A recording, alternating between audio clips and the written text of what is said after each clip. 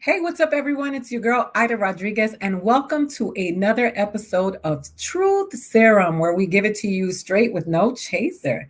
I'm so happy to be here. Today, we are having a double dose of Truth Serum, two shows back to back, actually, one show with two guests back to back. And we're going to be talking about the headlines, everything that's going on right now, which you've been witnessing. On Twitter, on your televisions, and we are going to get into it. I want to say thank you to all of you who have been supporting the show, who have been donating, who have been sharing and subscribing. I am very thankful and grateful to you because these conversations that we are having about ourselves and our communities and the things that affect us are important for us to keep having and listening to people who look like us and sound like us, not only speaking for us, but speaking to us and being held accountable for speaking for us. Today is a very special day for me because I'm going to be talking to people who are on the ground with the civil rights issues that we are dealing with in this country. And I just think that it is important as we approach this election that we are making informed decisions every single step of the way. And that people understand that they will be held accountable for the use of our votes, and that this is not just something that ends in November for us. We will be looking to you and over your shoulder and seeing everything that you're doing in November and beyond, because it is imperative for our livelihood, for our survival as people of color, Black people in America, that we make some structural changes to what is going on. Now, since the passing of George Floyd, and let me not phrase it that lightly, since the execution, assassination, the lynching of George Floyd, there have been several deaths by our citizens, our Black citizens, our people of color citizens in this country at the hands of law enforcement. And though people have been politicizing this issue and trying to make it something that it's not by, misinforming people in terms of what defunding the police means, talking about Black Lives Matter as a communist organization. And, there are a few things that we need to unpack and that we need to really talk about from the, not just an honest place, but actually from the place of facts. First and foremost, Black Lives Matter is an organization and an ideology. And when you hear people who are out there screaming Black Lives Matter, they're not necessarily there on behalf of the organization. And you should not try to undermine the Black Lives Matter ideology because you are trying to discredit the organization. We do not need you conflating these issues. I don't know how much money the organization Black Lives Matter has received, how many donations, what they're doing with their funds. Many of you have your theories and you continuously put these out. But what that does is water down the reality that when we are talking about the reality that Black Lives matter and should matter, it has nothing to do with that organization. It has to do with the ideology that Black lives matter just as much as all of the other lives on the planet. And though I took a vow that I was not explaining and doing any more analogies about Black Lives Matter versus All Lives Matter, because I just think that is exhausting and it is tiring. It's also a grand waste of time, because if you have to convince somebody else that Black Lives Matter, that person that you're trying to convince is probably not somebody you want to talk to and be affiliated with, because this is not a topic that needs, people do not need to be convinced about this. All right, we're going to get the show started. We're going to have a conversation like we always do.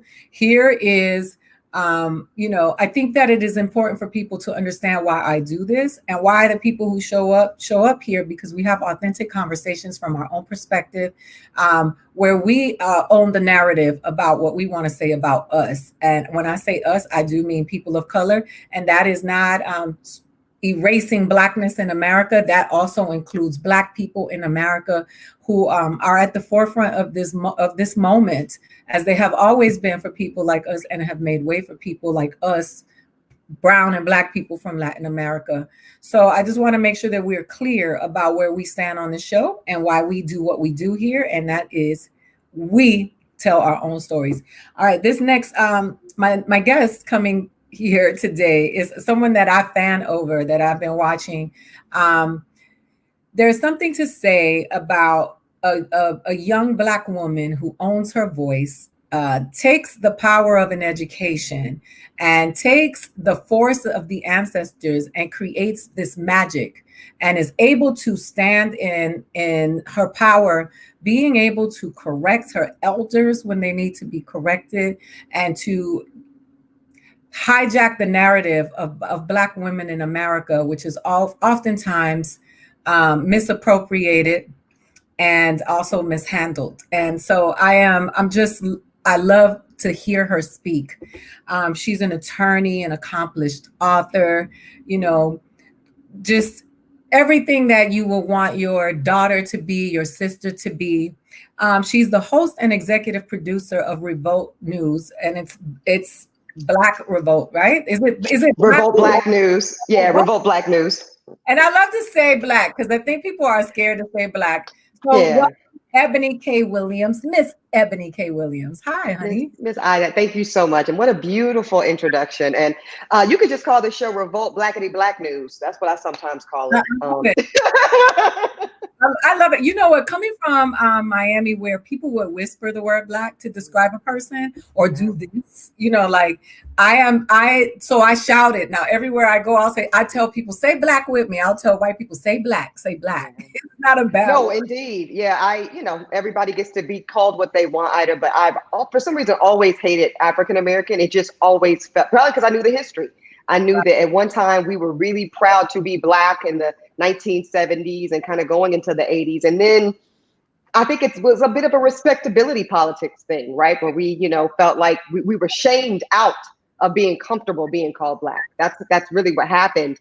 And so I'm with you. I like to say Black. I am Black. I don't run away from it. And I think we have to celebrate it and change the narrative. And I think we've done that. I think Black is very, very on right now in many ways. I'll tell you this, in Puerto Rico, my grandmother called her husband negro and he called her negra. So in salsa, when they call you negra, it's a compliment. They'll say, beautiful. The darker your skin, the more that is attributed to being beautiful. So when they say ven negra, ven linda, it doesn't have the connotation of being negative. It's associated with beauty. So I think that is just interesting to see how they hijack the word. But I know I don't want to spend too much time here, but it's worth noting, and I haven't really ever had a platform to share this story, so I'm gonna hijack it if you don't mind, sis. So my name is Eboni, right? Which very literally means black and black wood. And it's a color, it's the darkest form. Ida, when I was growing up, people would say to me, of all colors, even my own people, you don't seem like an ebony. Or even to this day, girl, I'll meet people. Now, oftentimes this is white people. And I say, hi, nice to meet you. My name is Eboni. And they'll say, Emily, great to meet you. Or Isabel, lovely to meet you. Abby, no. It's Eboni. I need you to say it with me and get real damn comfortable with it. So it was something that when I was younger, I didn't know. And my mom even said, like, ooh, I know I named you Eboni, but I hope it doesn't make life harder for you. And what I'm proud to say at almost, I'll be 37 in a couple of weeks, is that I have really taken the name, I have embraced the name. And I hope that I, in some way, have redefined what some people think of when they think about what an ebony is. It's a beautiful thing. It's a powerful thing. It is a unapologetic thing. And I'm thrilled about it. It's funny because one of my friends when I was growing up, her name was Ebony. And I used to gaze at her because I always thought she was so beautiful, dark skinned chocolate girl. And, it's funny because I grew up in Miami where the majority of the students that I went to school with were either black or brown. There was being white was an oddity at our school. Mm-hmm. We probably had 2 white students. And I just remember Ebony always had the best shoes because we was heavy on the sneaker game. Right. So yes, that there is a perception or a connotation of what an ebony is supposed to look like. And it so often happens with so many of our names. Like when you meet a Shaniqua and she's an attorney and you are like, it blows your mind because, Let me tell you what's crazy about that. My law professor, my freshman year, I ended up being her teaching assistant, Ida. She taught torts. Her name is Shaniqua Gray. And do you not know that when she wrote a letter of recommendation for me, and I love her to death, but she would sign her name S. Gray. And for years, she went by S. Gray. But now I notice on social, she's Shaniqua. Because again, it's almost like the climate has finally gotten ready for us to just show up in our full Blackness. And I celebrate it. I celebrate it. I know you do. I know you do. So how are you doing right now in this moment with all of the things that are happening? Because you have to, those of us who do this, we're constantly listening to what's going on. Like Ben Crump is one of my brothers. He's my mentor. The reason I went to Florida State. So he and I are in constant communication, and it's heavy. It is. Right? Yeah, Brother Crump has been doing incredible work. I had the good fortune of meeting him in Florida at NABJ back in 2013, which was shortly after the killing, of course, of young brother Trayvon. And Ben's doing great work. I'm very close friends with, has been a peer mentor of mine for years, Larry Chris Stewart, who works alongside Ben Crump on a lot of these cases, represented the family of Walter Scott, co-represented Ahmaud Arbery, a lot of these families. And Chris does that work just like Ben. And from their side, right, the lawyers being the soldiers in the courtroom fighting for that justice, I know those brothers and sisters that do that work are tired. Then, as you say, Ida, we that work in the media space, telling the stories, making sure, insisting that our stories are told authentically, factually correct, and persistently, right? Like this is not just going to be a part of your news cycle and bloop, we in, we out. We're going to keep keeping this relevant, keep telling this story until we see the justice. And it is heavy. But one of the things I loved about your intro today that really it humbled me and it makes me take stock of what I do. I sit in a position of privilege, right? I've been blessed to be able to complete my education. I have this amazing gift of knowledge, both as an attorney and, as a storyteller and as a broadcaster, and I have a platform. So yes, it's heavy. Yes, I'm tired as hell. It's freaking exhausting. But I consider myself blessed and fortunate to be able to do the work. Yeah, it's important though. It's important. And so the thing is that, I when it comes to being formal, it makes me feel gross because I feel like when we do that to each other and having these conversations, we put ourselves in these places as if we value things that white people validate more than, our own authentic stories. And I am a person who continuously believes that our spectrum is necessary, right? Mm-hmm. Amazing brothers and sisters who never had the benefit of a post-secondary education that have been powerful and make things happen. But we also need, our soldiers that can pull out the law book and say this statute says this or this law is not. And so it makes the world it furthers the reality that we're not a monolith because they continuously try to frame us that way. So when I saw you, I remember when Puffy made his statement about, and you don't mince words. And that is one of the things about you that I like the most because you are of my ilk. Truth serum. I don't even know how to. I'll be trying to. I'll go in the space and I'll be like, let me, Eboni, just fall back. Just listen, be quiet for a minute. And then I'll try it. And then somebody will say something like Mr. Combs said, Puff wanted to talk about holding the boat hostage and other things that I found very reckless, just reckless, dangerous. Bro, we can't be out here. And you especially, you the most, because your reach, your impact, you change culture overnight, bro. And that's a beautiful, amazing thing. But you have to be extremely responsible. Right. Extremely responsible when you got a platform like that. And so when I saw in the show rundown that we were going to talk about his comments, I had to call up his team and be like, listen, if either I sit this segment out because it's his network and, I don't want to disrespect this man on his own platform, or I'm going to need y'all's blessing to do this like I need to do it. And to his credit and his team's credit, I got that blessing, Ida. And I think we actually had a moment in culture that was needed. Absolutely, it was, and that was what moved me more towards you because I was like, yes, because we're sitting in a time, and for the last few weeks, I've had to hear this from the Young Turks on to every platform that I've been a part of, that I participated in the last couple of weeks, is that, well, the Democrats really haven't done anything for Black people, and that they are all in this together, and they both are doing this. What do you say to the people who are saying this? Because I honestly believe that this stuff is being sprinkled down from the right. Like, I mean, and yes, that there has, first of all, these institutions were created when we were still not even considered full human beings. So to think that they were created with us in mind is not, it's foolishness, because we already know that that's the case. But if we historically talk about the, where they stand in terms of what's better for us, and that's all I'm thinking about is what's better for us. We already know what we know, right? We don't need to have that conversation because it is in the given section. What do you say to these people who are right now telling everybody don't vote? Yep. Or vote or make the Democrats, whatever, do something for the vote. And I'm like, I don't think they really understand that Donald Trump is coming for our democracy. So it's so important, Ida, that people get real clear about this, because it's not even complicated. Some shit is complicated. Yeah. Some shit is simple. This here is actually simple.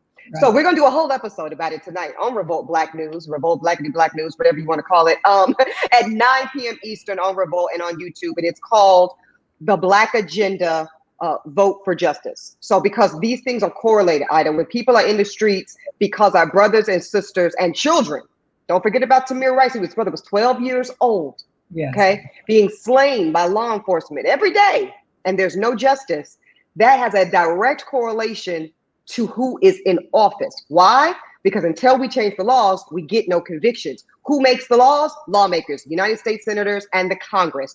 Who signs off on those laws? The sitting president. Okay, so the game is already set up this way. To answer your question, Ida, what do I tell these people that come with these really dumb, silly, ignorant, false equivalencies that say, oh, well, I don't think Biden-Harris is going to be any different than Trump-Pence, so I'm gonna stay home. It doesn't matter to me. It's all some bull crap. I have very little tolerance for it, because I can say it politely, which is this narrative. I'm sure you're hearing it, Ida. It's out there on the social channels. Don't think of this election or any election as a marriage. You're not looking for a perfect candidate. You're not looking for a perfect partner to spend the rest of your life with. Think of it as public transportation. Get on the bus that's going as close as it possibly can to your destination, because none of them might be going exactly where you're trying to go. And like you already conceded, neither of these parties is going to be exactly what we need as Black people, because they were created and funded way before our citizenship even arrived. We're still hell fighting for our full citizenship in this country. So what I would say is, if you are that convoluted and simple-minded that you are going to make false equivalencies as if there is a different choice. Now, listen, in a primary, I want to have that conversation all day. I am personally no big, huge fan of Joe Biden. I have problems with a whole lot of things in his record. I have a lot of problems with the way he treated Anita Hill. Remember, we were on that Essence panel, Ida, and we talked about it. That's right. That's all fair scrutiny and very fair critique. But don't act like you have another choice come November 3rd. You don't have another choice. Your other choice is Donald Trump. And if you are cool with that choice, then you deserve Donald Trump. You deserve his White House. You deserve his Supreme Court that is loaded with far-right activist judges that are looking to take away Roe versus Wade, that are looking to take away affirmative action, that hell are probably looking to take away Brown versus Board of Education if you let them. So you deserve all of that if you cannot see the clarity and the significance of this choice. So, and I'm all about everyone exercising their freedoms, right? So when I have conversations with my friends who are, well, I don't have friends who are Republicans at this point, but the people. I have a couple. I've worked with some. We just don't agree politically, but okay. But Black people and brown people, because whiteness is different, right?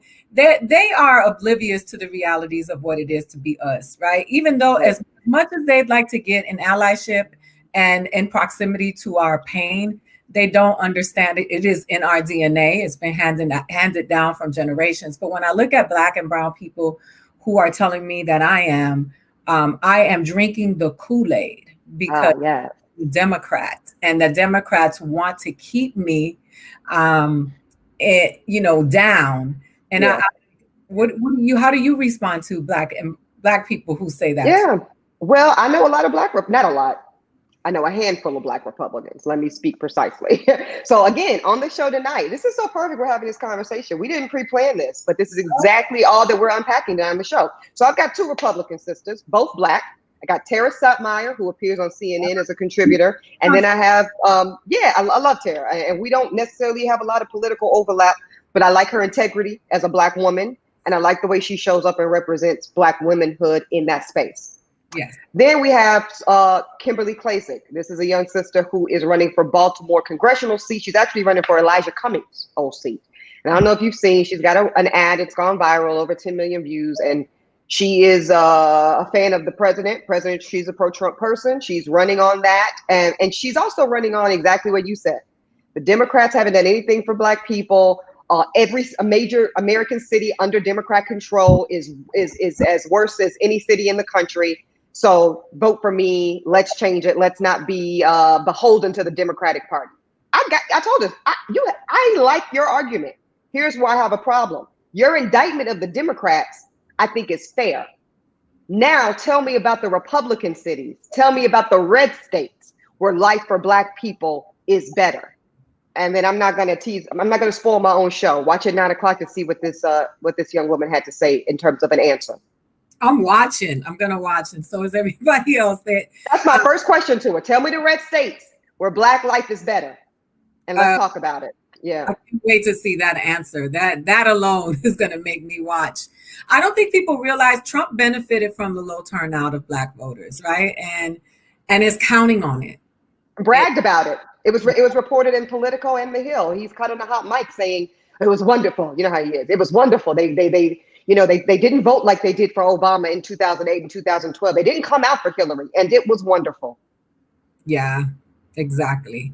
And listen, when we have these conversations, the country has been struggling for us from the beginning, right? So that's not something that it got worse. We want to get back. Like I told you, I'm not interested in going back to any point in history when it comes to what's happening to us in this country. I want to only move forward. But when we talk about the deployment of illegal law enforcement or law enforcement, when we talk about the acts, the mailboxes with the locks on them, these people are the people who are always saying that Bernie and AOC and Ilhan are trying to turn this country into a communist country. But the acts of the right are far more associated with communism acts. It's fascism. It's fascism on its face. And it is. And listen, the rhetoric is compelling. That's why we do this work that we do, right? That's why we are in the business of broadcasting, correcting false, dangerous narratives. And all I can do at this point is what I'm doing. All you can do, sis, is what you're doing, continuing to hold the truth, put truth to power, shine a big bright light on it. And I think enough of our people want to receive that truth, are smart enough to decipher and realize when they're being lied to, and be able to figure it out. And then if the vote wasn't so important, if the Black vote didn't matter so much, why would they be throwing away all those voting machines? Why would they be making it near impossible to vote? Why would they be bragging about low voter turnout? Come on now. Absolutely. Facts. Did you watch the RNC? I had to watch some just because it's my job. So I saw the speech from Kim Guilfoyle. I saw a bit. I used to work with her ass. So, child. And then did you catch the part where Kim, whose mother was Puerto Rican, she passed away, and Kim talking about she's a first generation immigrant? Yes, she didn't. I actually I addressed her on Twitter. Ma'am, Puerto Rico has been a part of these United States of America, and Kimberly knows that. Kimberly is not dumb, although she might sound it. This is a woman who, she doesn't like to tell the rest of her story these days. She got a new attitude and a whole new image. Kimberly was a prosecutor in San Francisco. She was married to Gavin Newsom, who is currently the governor, the Democrat governor of the state of California, one of the more progressive governors in the country. Come on, Kim. She knows better than that. But she's saying that narrative. It's what you said, sis. It's that inflammatory, cultish, socialist narrative that base wants to hear. And they keep saying, and Kellyanne Conway's speech praises Trump as a champion of women. No, the best was, how about your boy from Georgia, Vernon Jones, talking about Trump as this civil rights, great connector of the people. Child, it was a lot. It was a lot. Circus. And I, people are like, well, if you don't like them, then you don't have to call it a circus. I said, no, I wasn't trying to diss them. When you saw Kimberly speak, it was Stepford-like. It was like, it was grandiose. It was like her eyes were like, it was just, it looked like a circus. And it looked like an exorcism. And I know Kim. That's what I'm saying. Kim, I've been on TV next to this woman. I used to do a weekly segment with her about legal justice. She knows, when I knew her anyway, she knew how to effectively communicate with an audience. And I don't know what this is. It's something else going on right now. That's not even politics, right? That's not a policy. That's just the way in which you are showing up in a space. That's crazy. So I want to talk about Kamala, because I went on the Young Turks. Kamala is not a favorite because of her past, her past prosecutorial record. Yeah. Mm-hmm. Well, prosecutor. So yes. That was her job. But that was her job. No, that part. That was her job. Okay. It was her job. Yeah. And I find it's fine that you can hold her accountable. You can question her policies. You can discuss what you have disdain in terms of what she's done. But my problem is that she's always held to a higher moral standard as a Black woman.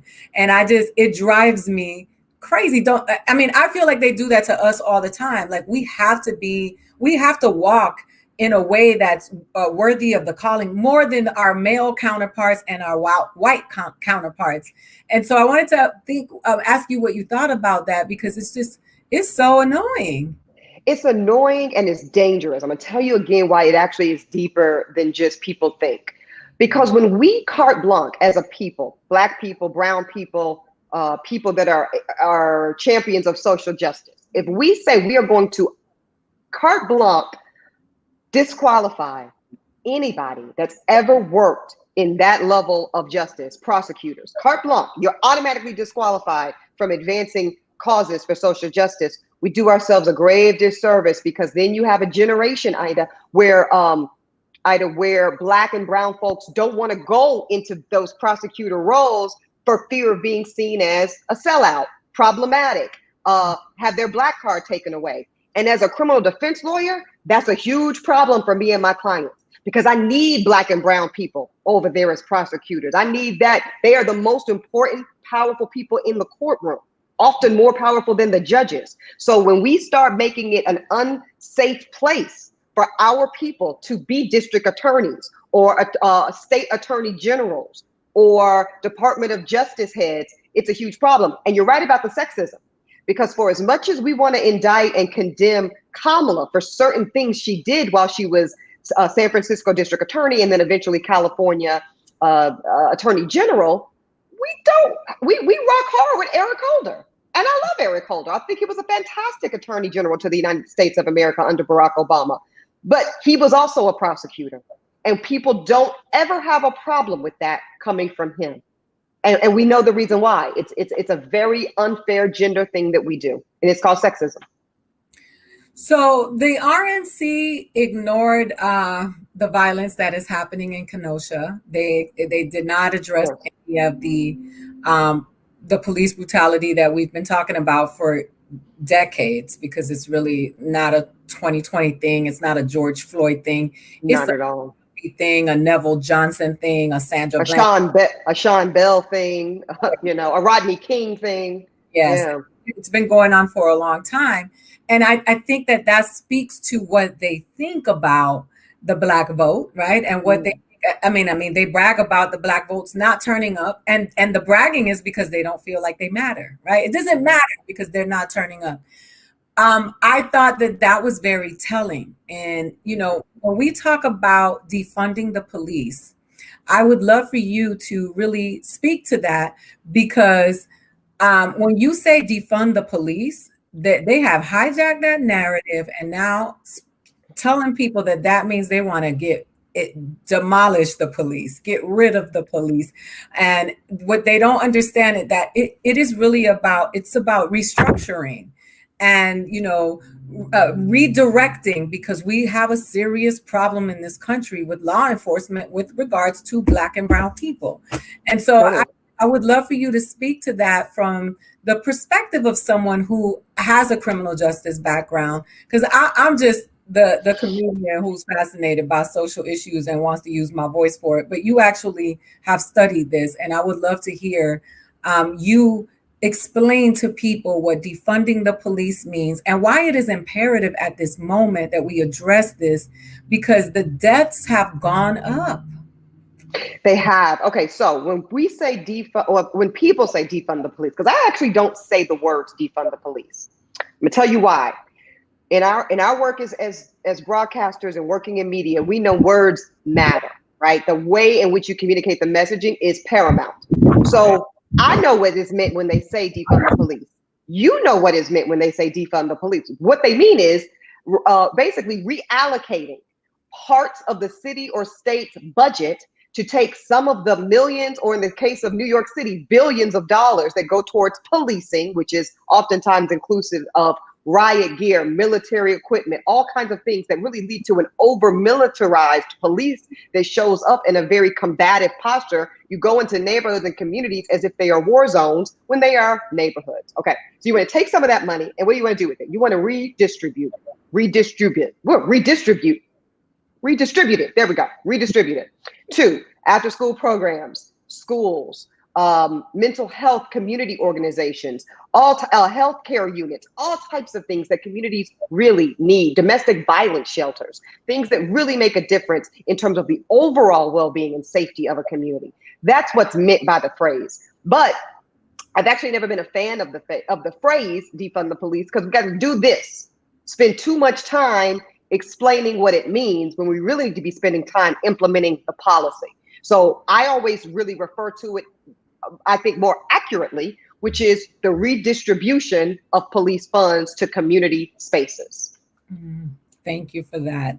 It's important because, there are people who are so busy working that they don't have time to read. Right. They work at a towel mill or they work at a factory, and they didn't go to college and they don't have a grasp on this information. So the most of the information that they're getting is from social media, and it's from, the networks that have now been started politicizing all of the issues.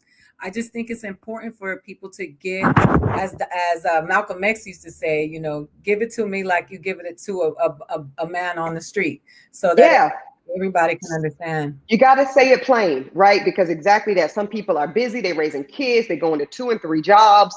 And when you say defund the police, well, they're like, well, hell, we know they kill us, but damn, if somebody breaks into my house, I do want the police to come.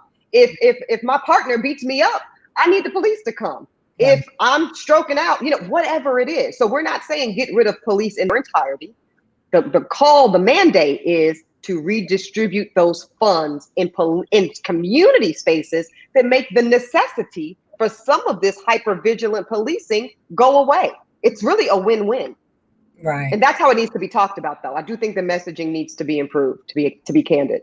Yeah, because when it's not, the opposition takes hold of it, and then they redefine it, and then they use it, and then they pervert it. Right. Mm-hmm. And people on that side who don't have an education and don't have the benefit of understanding are just like, oh, they're trying to take our cops away. They want this to be right. Yeah. So Tucker Carlson, took me out with that one. Go ahead.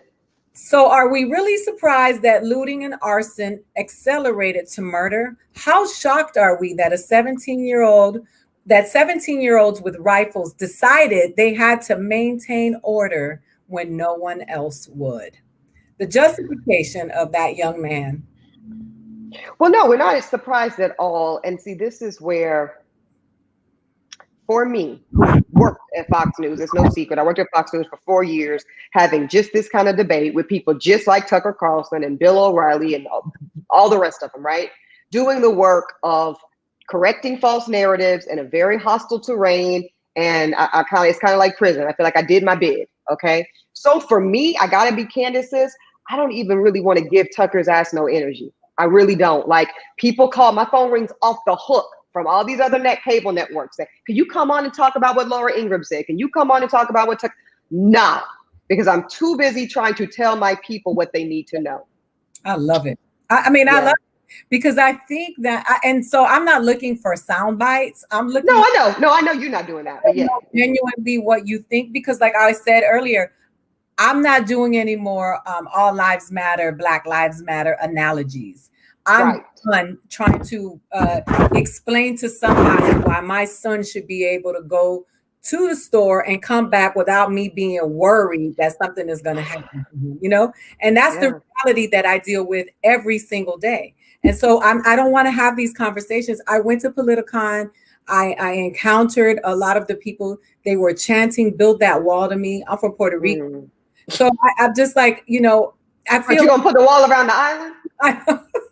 And it's like, I'm not, it's like, you know, you're having a conversation with people who are not worthy of your breath. And that's it, sis. Where it's just like you said, if you acting like, because that's what you're doing, you acting like you don't understand what Black Lives Matter means. Right. I'm not even about to sit up here and use my good strengths, energy, and intelligence to explain it to you, because you're playing. You're playing. I am particularly excited about the fact that the Bucks decided not to have their game, and then the Brewers followed suit. And I speak about this all the time because at the end of the day, for me, this is about the village and how we're gonna make the world better for all of us. And all of us are not gonna, do not live in the best neighborhood. So I believe in these grassroots movements and really teaching and going and empowering people through economics.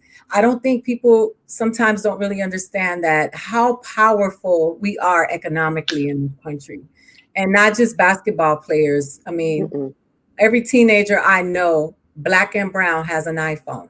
And so we put a lot of dollars into this economy, and it is important for people to take a stand. And people say to me, well, why do I have to take a stand? And I'm like, because you look like this, because you are a representation. If you are our representation of success and getting out of the hood, then why do you stop being our representation when they are murdering us? Yeah. And sadly, I had this debate on State of the Culture with my sister, Remy Ma, because, Remy, at least at the time, we were talking about, it was in the context that we were talking about the Last Dance, the Michael Jordan documentary. Now, I went to Chapel Hill, Michael Jordan's probably the most famous Tar Heel ever. He is, for sure. But my issue with the man is, you're the GOAT as far as basketball is concerned. To me, it's no questions asked. I'm a huge basketball fan. But for you to have had the biggest platform in the world, not the country, the world. You had the biggest global platform in the world. And at the height of your career, you chose not to engage in any way that advanced the social positioning or economic positioning of your people, even when specifically asked by his own mama to endorse Harvey Gantt in the 1996, I believe, U.S. Senate race against pretty much a Klansman, which is Jesse Helms. Michael Jordan said, nah, I'm good.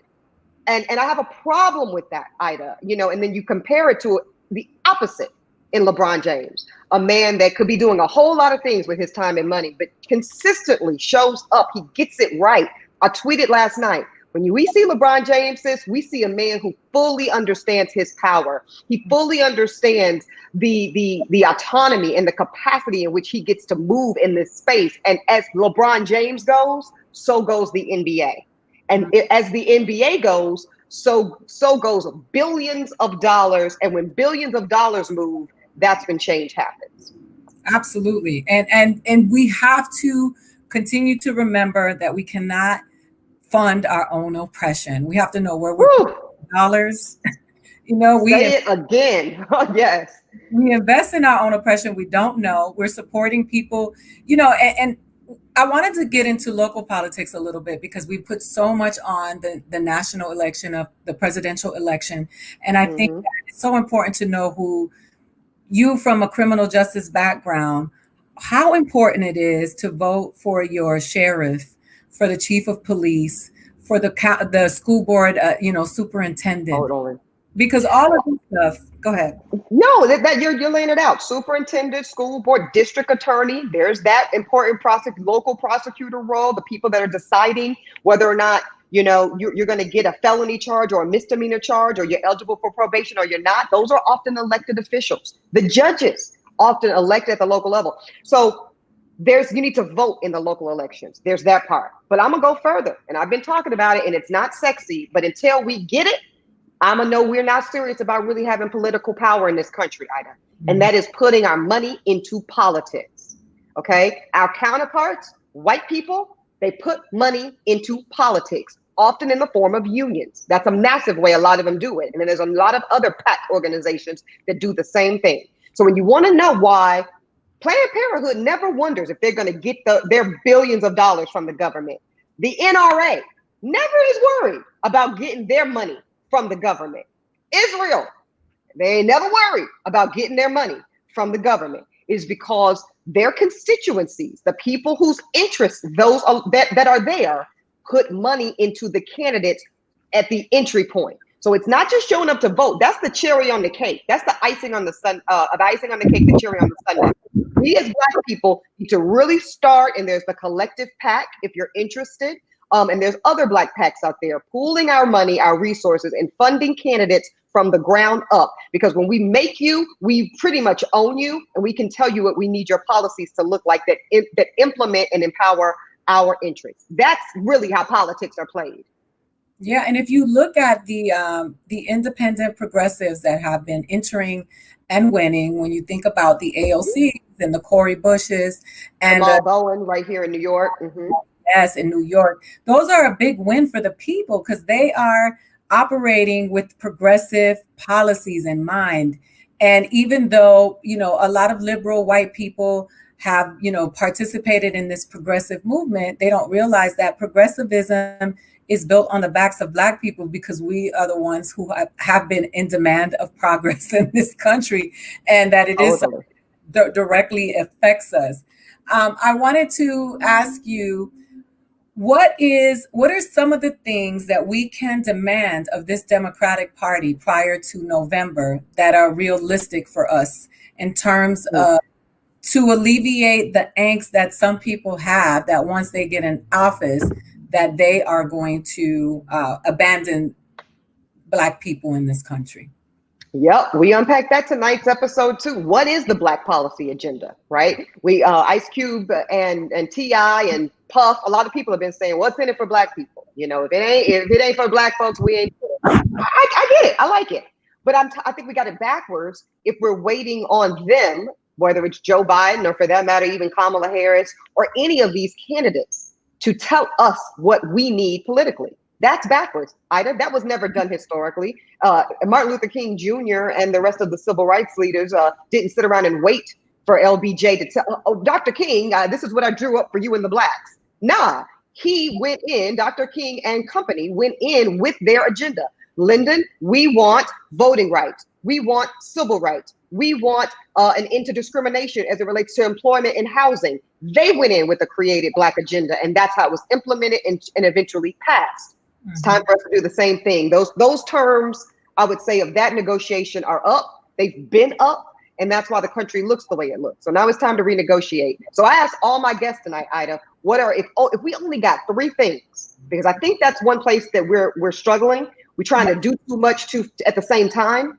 When you look at people that are politically effective, it's very narrow. Their singular issue, maybe 2, maybe 3 at the most. So what are the 3 things that Black America wants to ask for policy-wise? And the consensus was education, economic empowerment by way of home ownership and a few other specifics, and reforming criminal justice specifically as it relates to use of deadly force and ending qualified immunity.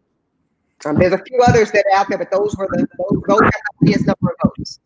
There are so many things that I've learned in the last couple of months that I did not know. For example, that in some jurisdictions, the sheriff can double as coroner or medical examiner, which can rule for cause of deaths, and that can be problematic. Like in a case like Sandra Bland, who was ruled a suicide, and we didn't get a chance or the benefit of a real investigation.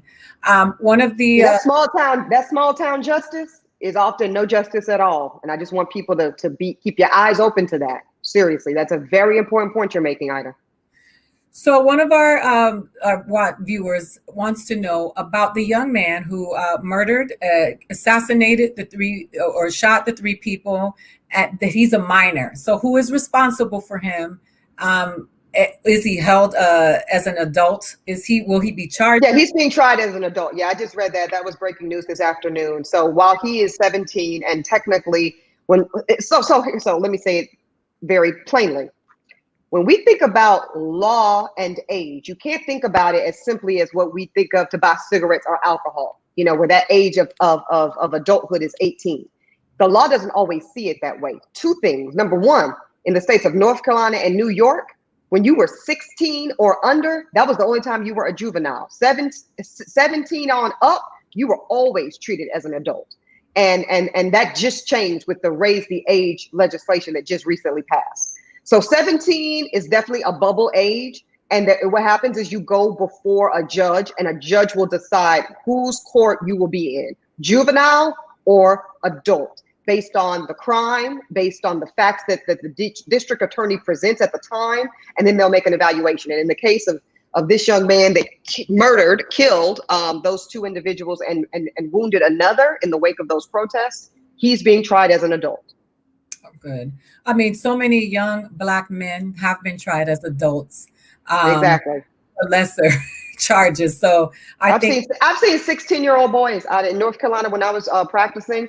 I mean, they were babies, really. And that's not to strip them of their accountability. It's just that their life experience, I'm talking about their frontal lobes, hadn't even fully formed yet. This is science, right. And now they're spending the rest of their lives in jail. I've even seen 17-year-olds be up for the death penalty. Wow. Gruesome crimes, indeed. But isn't our justice system supposed to be about rehabilitation? The punitive part is actually supposed to be secondary. You got to pay attention to these things. So I know I wanted to ask you this because this is the battle that I've had. Social media can be so toxic. And when you are paying attention to what's happening and the climate right now, there are constant witch hunts going all over the place. When black people are held to a higher standard morally, that is not a myth, that is a reality. And it just seems like sometimes you feel like you can't win, right? Because we're not allowed a spectrum, right? So it's either you have to be a Democrat, you have to do this, you have to do that. I oftentimes, I had Tara Setmeyer on the show, and then people criticized me for giving her a platform and saying, you're normalizing this behavior by having her on. And I'm like, no, I'm giving a Black woman a voice to express where she is on our spectrum because she deserves that. Absolutely. So do you come under fire? Do you feel like you come under fire for your political views often? And how do you deal with that? Because it's so exhausting. It's like we're not supposed to all be exactly the same, right? We all have different experiences. We all come from different places, and we think differently. But it's like the being called a sellout for me is the trigger for me, because I'm like, white supremacists comfort me on a daily basis. Right. They don't. I have to smile because it's the story of my life. You know what I mean? Like back when, I've been doing this a long time. When I say this, I mean doing this work, speaking about politics as a political and legal analyst, as a host. I'm coming up on 10 years. I actually started out there in LA on KFI AM 640, which is a conservative talk radio station. So I must be a glutton for punishment. I started my career being the voice of dissension. Maybe that's the lawyer in me, frankly, right? That I like being the dissentive voice, the disruptive voice, because I believe that in disruption lies the opportunity for growth, change, and power. But it does suck. You're called a lot of names. You send a lot of hate mail. You're trolled relentlessly. I started, on Young Turks years ago with Jank and the crew out there. And, that's a very progressive, very far left platform. Those are not my politics, and people felt a way about it. I'm a pragmatist, I'm a moderate, deal with it or don't. I really don't give a damn. What I know is I am doing the work that I believe, that I am spiritually convicted around. Actually, this is spiritual work for me, sis, and it's important for me to always show up authentically, to always show up in what I believe, what I've determined based on my experience and expertise is in the best interest of my people. Now, reasonable minds can disagree about what that looks like. And that's what I hear you speaking to, Aida, is that we have gotten as a society, and it's not new. It's not new. We might be new in some of these spaces because of our career paths, but this has been going on for generations where people don't even allow the space for reasonable disagreement. But I do want to make this point. It's a difference between being reasonably disagreeable around politics and policy. And because I think Baldwin says, I can respect and disagree with you if it's politics. I cannot disagree with you if it is about the right for me to exist as a free individual in this society, right? And that's what Trumpism is about. So that's why I can't really go there with a lot of these Trump people. And I can talk to a Republican all day long. We can disagree, we can debate. I've done it professionally for years. But Trump is not talking about conservatism. He's not even a conservative president. This is not about fiscal conservatism or federalism. This is about preserving the innate intrinsic value of white mediocrity in this country. That's it. Say that. And I will not play games with you about that. So there that is. I love you. So yeah. Your show airs at 9, and Yes. I would love for people to know how they can keep in touch with you, follow you. They're saying they love you, so they've already been. A lot of them have been following you. But I love your audience, and it's so funny because after we did that Essence panel together, Aida, then I started following you, and I saw that we had so many mutual friends and so much love and overlap. And I don't think that's an accident. I think when we are in these spaces, in the trenches, so to speak, doing this work, it's important to have alignment, to have sisterhood, and to create and amplify one another. So I want to thank you for inviting me on your platform and allowing me to share my truth here on Truth Serum. I love that name, by the way. And folks can find me on the Gram, Facebook, and LinkedIn even, and of course, Twitter at Eboni, Eboni K Williams. So thank you. Revolt Black News tonight at 9. Don't miss it. It should be very good. Yeah, I want to see that. I'm looking forward to it. And I feel the same way about you. And it's funny because I'm a stand-up comedian, so my dream. Like when I taped my Tiffany Haddish They Ready special, the audience was filled with people that were comedy lovers, as well as people who watch the Young Turks, people who watch who know me from other places. And so for me, I look forward to seeing all of y'all. You, Angela, all my folks when I tape this next special in New York, because it takes a village, and I don't think absolutely. And I love to laugh. So like my work is so serious. So like when I go to the comedy show, I got cussed out when I was at the Dave Chappelle show 2 years ago because I was like, ha ha, like knocking the back of the girl's chair in front of me, and she was like, girl, what? Like I'm like that person at the comedy show, loud, obnoxious laughter, because this shit is so heavy, sis. You just gotta laugh, like you gotta release. You gotta release. So I thank you for what you do. I really do. Thank you. So thank you so much for being here. And the last thing I'm going to ask you is about the uprisings. I don't call them riots. I call them not. They're not. I call them uprisings. And every time I see people of color unite and find some solidarity and say, we coming for what's ours, I don't feel, I don't get, it doesn't bother me. I do want to see safety and a better world for all of us. And I just feel like until it is available to all of us, everyone has to be uncomfortable. So I wanted to ask you what you thought about that, because I'm going to close out with a Martin Luther King Jr. Speaking on riots. And I just wanted to hear your words, and I wanted to, go out with your words. My thoughts on the uprising being called riots or whatever is simply this, sis. I am not about to sit up here and get drawn into a distracting conversation, litigating the merits of a people that are unheard. Mm-hmm. And that is what we are seeing. We're seeing a people that are unheard. And here's the other part.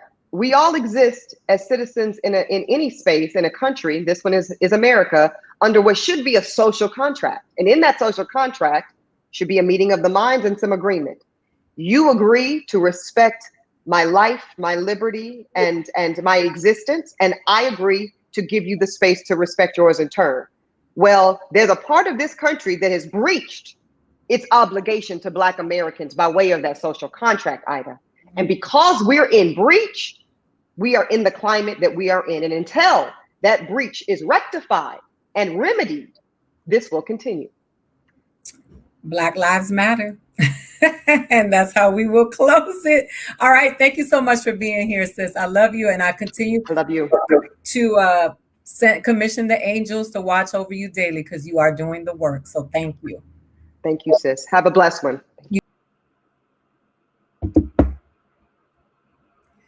So we are back. Thank you so much. The first hour of Truth Serum was powerful. Eboni K Williams joined us, and as always, came through like a burst of light, and it will continue. I promised you a double dose of Truth Serum today, and we so much going on with the uprisings.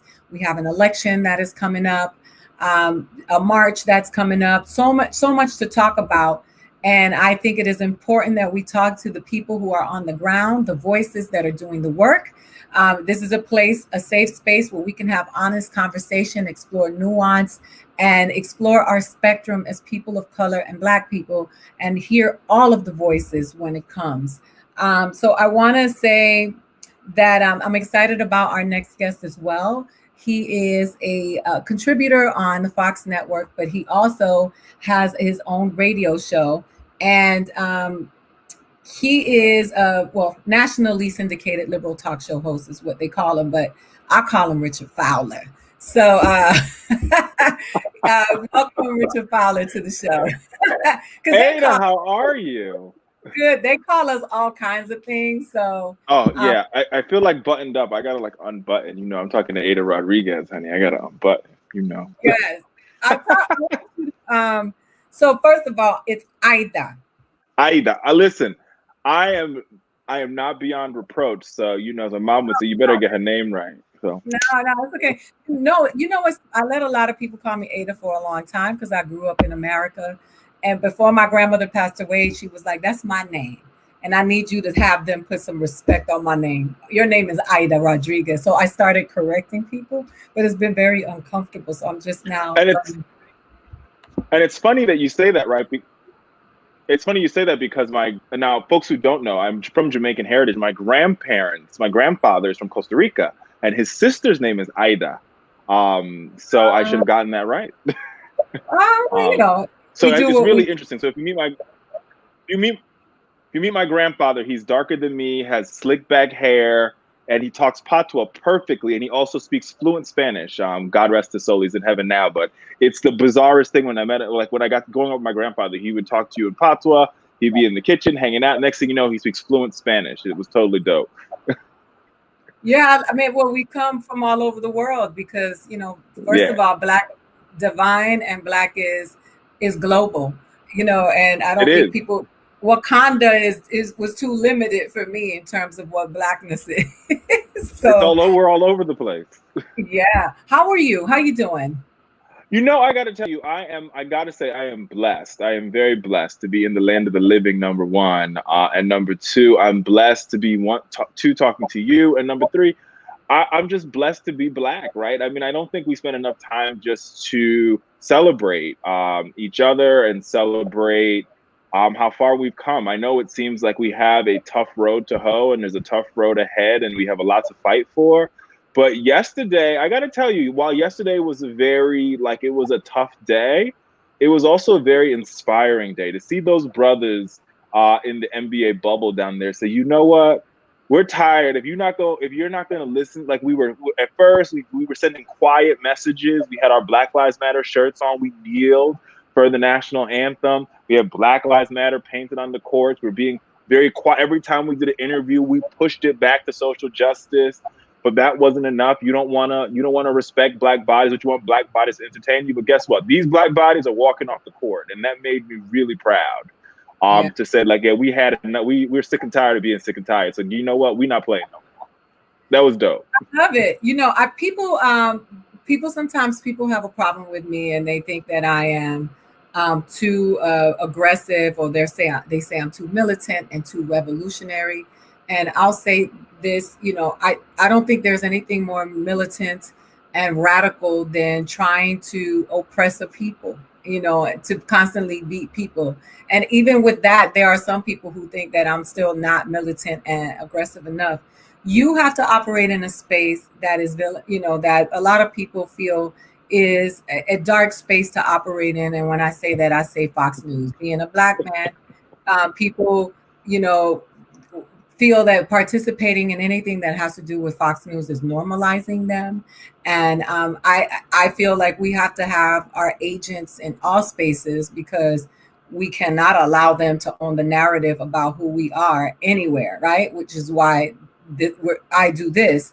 How does it feel for you, and how are you received? Because you are, you know, a contributor to the Fox network, and please, you know, share with me how you feel about that, and why is it important for you to be there? Listen, man, I grew up in the church, right? And growing up in the church, now I'll acknowledge and admit I haven't been to church in a minute, and there's reasons for that. But one thing I knew growing up in the church, my mom is still like, my mom's at church almost every day, and she prays for me, and that's the only reason why I'm still alive, to be frank with you. She talked like the Bible talks about like preaching the gospel to everybody. Everybody deserves to get the gospel, and that's what I believe, right? And I don't think it's radical.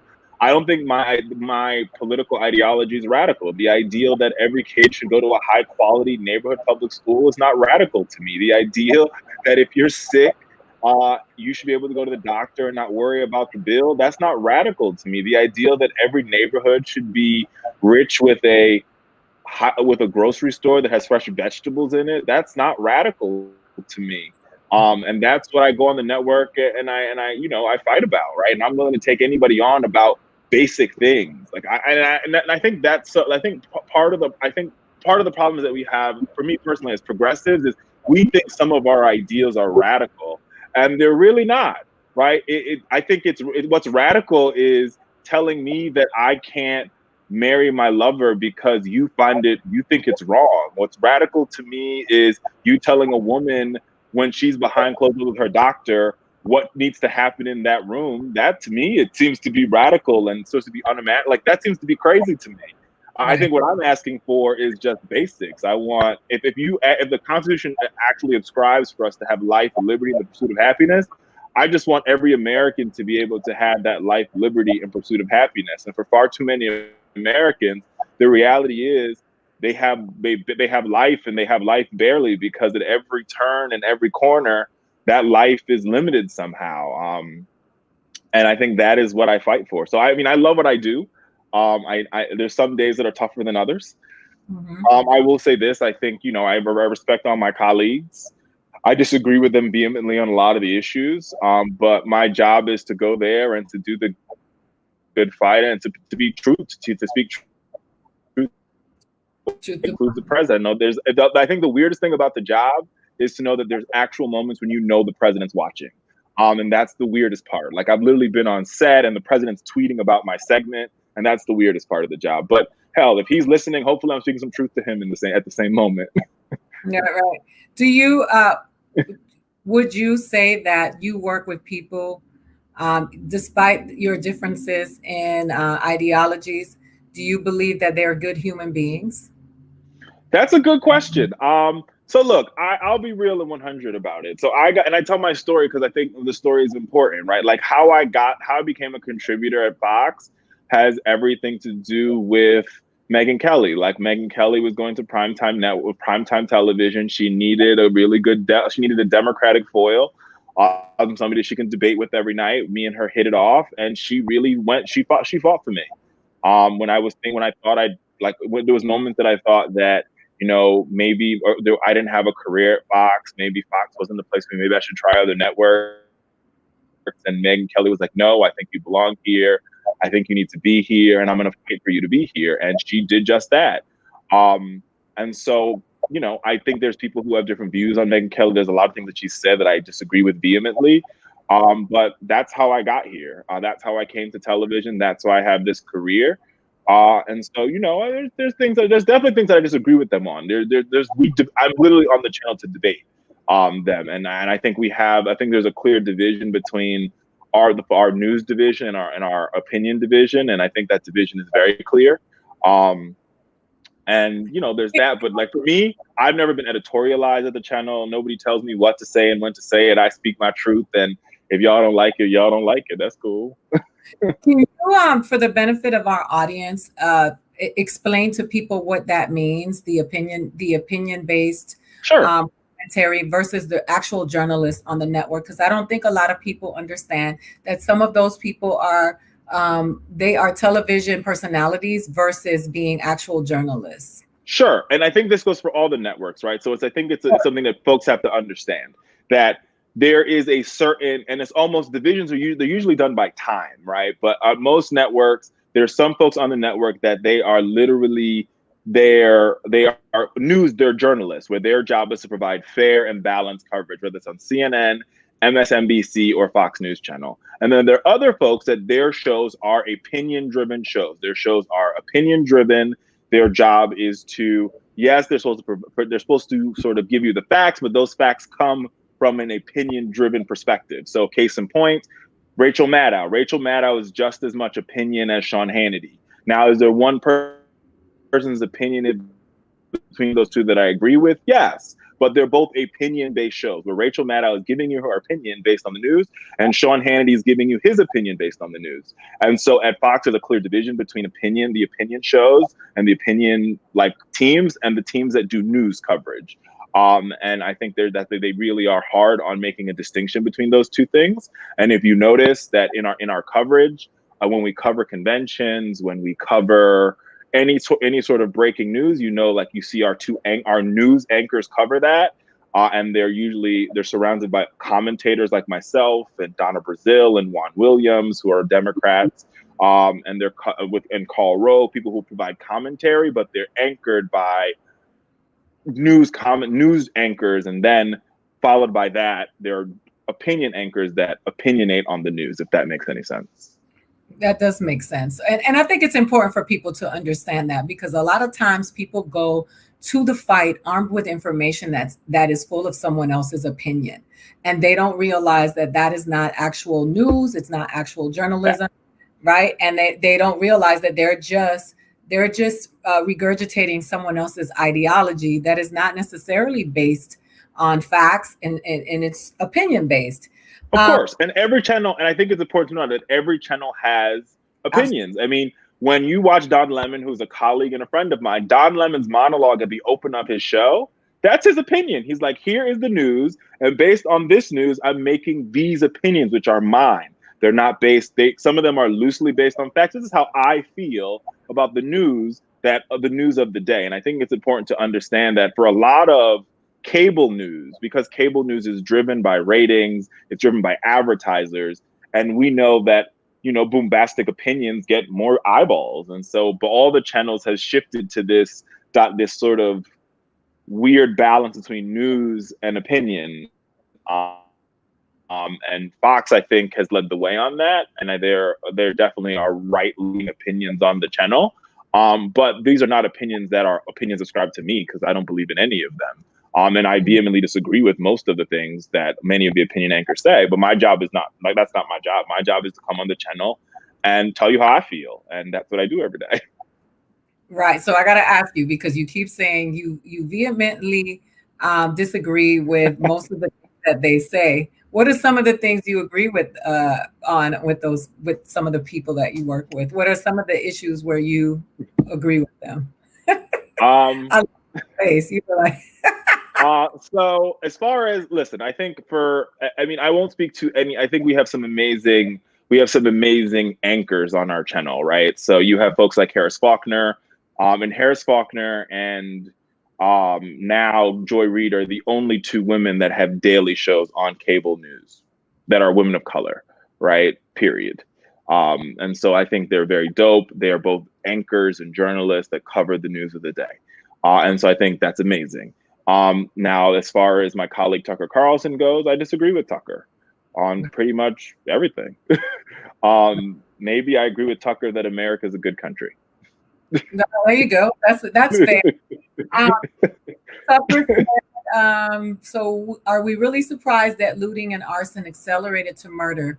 How shocked are we that 17-year-olds with rifles decided they had to maintain order when no one else would? So when I hear that, I'm thinking, one, he is also agreeing with Black Lives Matter that law enforcement isn't doing their job, because if you're saying no one is doing their job, then who are you talking about? Because it is not the job of the citizens to maintain order, right?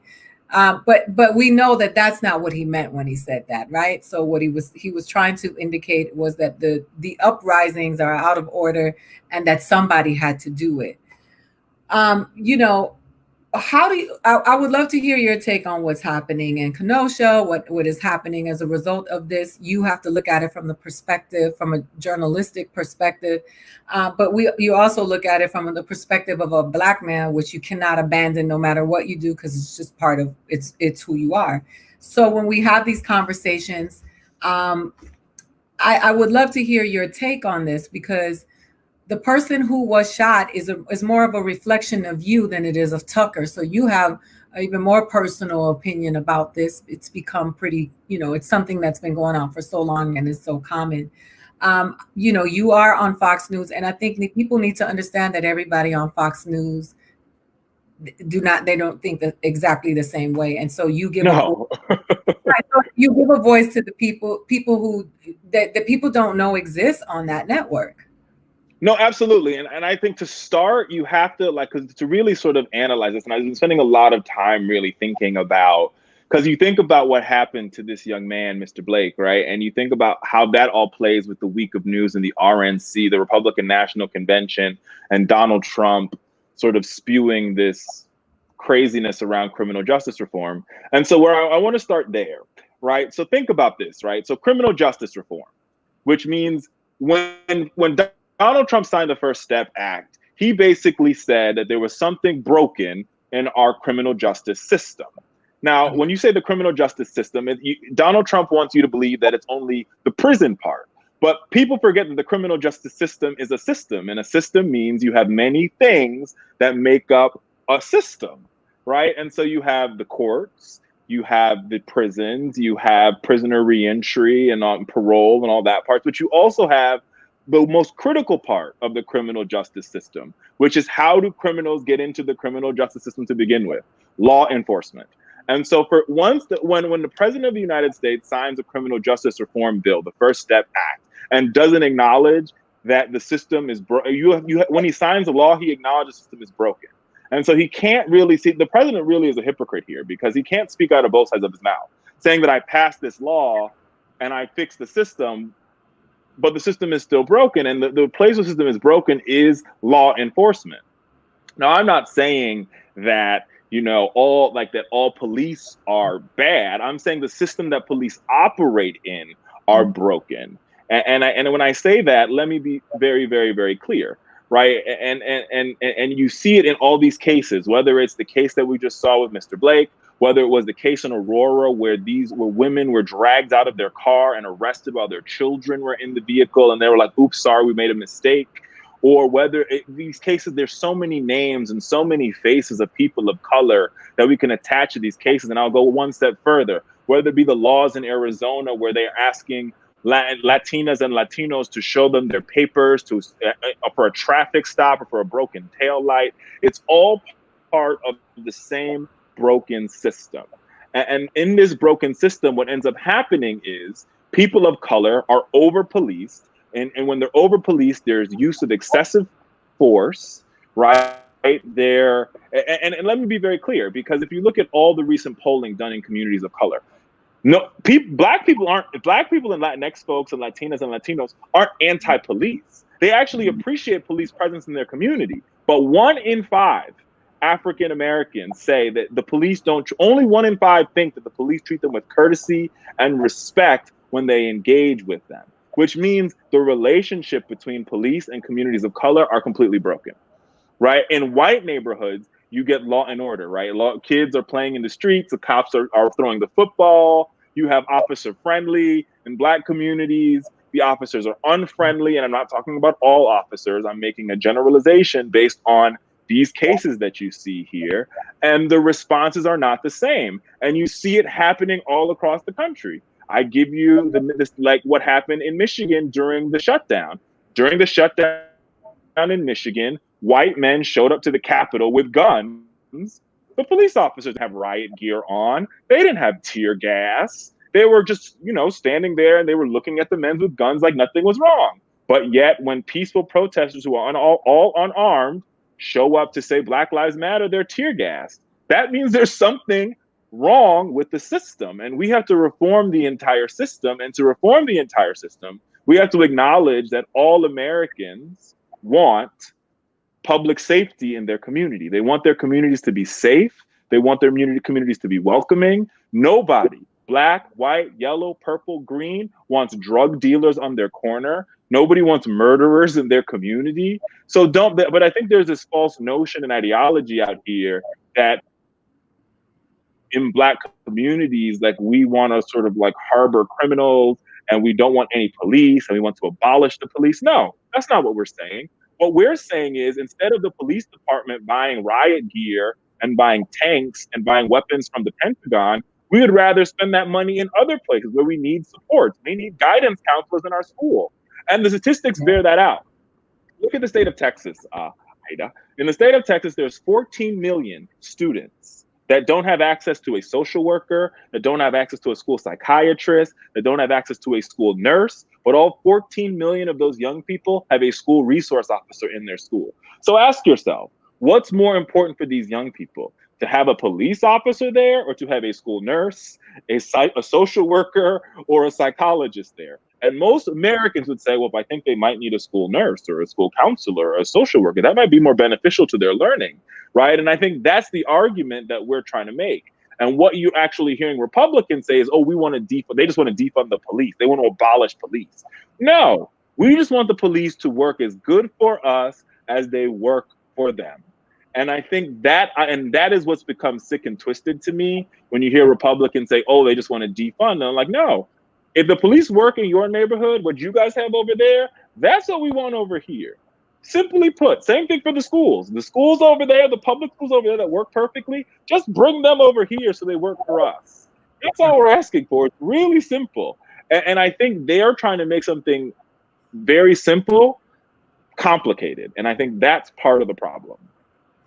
So you consider yourself a progressive. So you, like myself, are in favor of programs that are social programs that benefit people who are not in the top 1%, because a lot of people don't really understand that this country is a mixed economy. And like we say over and over again, socialism exists in America. It just doesn't benefit the people who need it the most. Right. So you are on a network that constantly vilifies these policies and, likens them to being communist. How do you address this? Because I get called a communist all the time.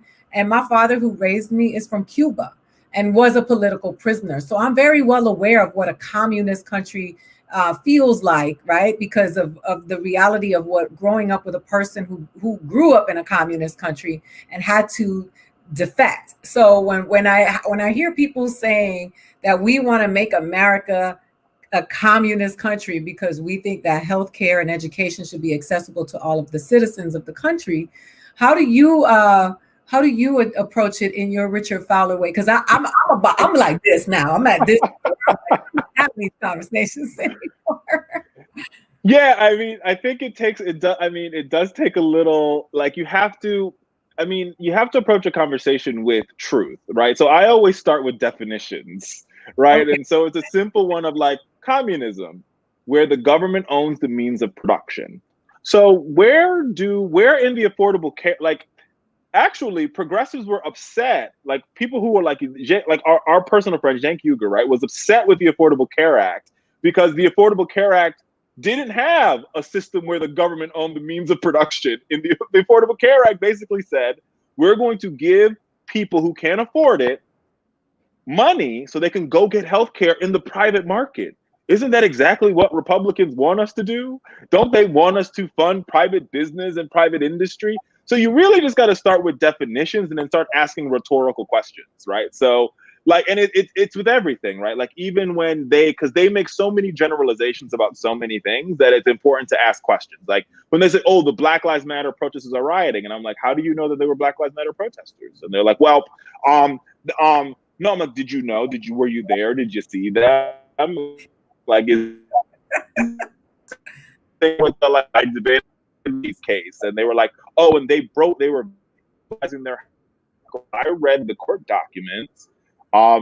Did you see any evidence indicated these peaceful protesters on their way to the mayor's house, may I add, was harming the McCloskeys? Maybe, just maybe the McCloskeys were in their business because the protesters weren't even trying to talk to the McCloskeys. The McCloskeys should have been in their house minding their damn business, and they would have interacted with the protesters. Because the protesters were minding their bit, like the protesters weren't even bothering them. They decided, and they took it upon themselves to bother the protesters. Protesters were like, we're on a mission to get to the mayor's house. He happens to live here, so we're passing by your house in the process, but we're not here for you. And so I think it's really important to just like expose them to facts. And usually when the facts bear themselves out, you'll realize that and the facts on everything, right? Like Donald Trump says he's funded HBCUs. Actually, the HBCU Futures Act was first passed by George W. Bush. Then it was renewed by Donald Trump. Then it was renewed again by it was passed by George W. Bush, renewed by Barack Obama, and then passed again by Donald Trump. The facts actually matter here, right? And so when they say these things, it's important to back them up with facts. And then you ask, and then also just asking rhetorical questions. Like I always ask them, you know, especially when it comes to policing, which is where we have a lot of the battles. Like I always say, like, so do you really think that young Black children are going to call the police to help them when they see all the things that are happening around them? Would you, if you were a young Black man, call the cops when the cops accidentally shoot people who look Black? Like, because I wouldn't. And I think as a Black man, this is the struggle. I live in a predominantly Black community, and the struggle is calling the cops in my own community. Even if I have a problem with my neighbor, calling the cops to be the intercessor it's better off we figure it out than calling the police, because calling the police to deal with the problem could end up with one of us getting shot on accident, because that happens a lot. It shouldn't, but it does. And so I think part of it is just really having a conversation about truth. And I think what you find with our friends on the right is they live in a lot of hyperbole and they live in a lot of lies. And it's interesting and funny to watch it, right? Because even when you think about how, like, Donald Trump will say he's like the best, I'm the best candidate for the LGBTQ community. And I'm like, in what world, right? The number one employer of transgendered Americans in the country was the military. And you kiboshed that. You banned them from working at the number one employer for transgendered Americans. And that's after all the generals were like, yeah, no, we like the transgender troops. They're great. They're key to our, like, they increase morale. Nobody has a problem with them, but you and Mike Pence. But since you and Mike Pence are on this sort of, righteous, moral, quote unquote, journey to, put gay people on an island and, discriminate against Black folk, this is where we are. And so I think it's really important just to, just truth. And that's part of that's the ball game, right? Is like the facts matter and truth matters. And the job is to just talk about the truth and make it simple. As my mom would say, make it plain, Pastor. And I think that's the other job, because like I said at the top of this conversation, Aida, it's not radical, right, to want your kids to go to a good school. It's not radical for grandma and grandpa to go when they're sick to be able to go to the hospital and not worry about the bill. It's not radical to have a grocery store in your community. These things aren't it's not radical to be pulled over by the police and not be in fear for your life. These things aren't radical. These things are actually normal, right? Because in suburban America, that's everyday life for them. And so what they have, every other American should have. And I think that is what the fight's about. And I think it's very important for folks on the progressive side of the aisle to realize that our ideas aren't radical.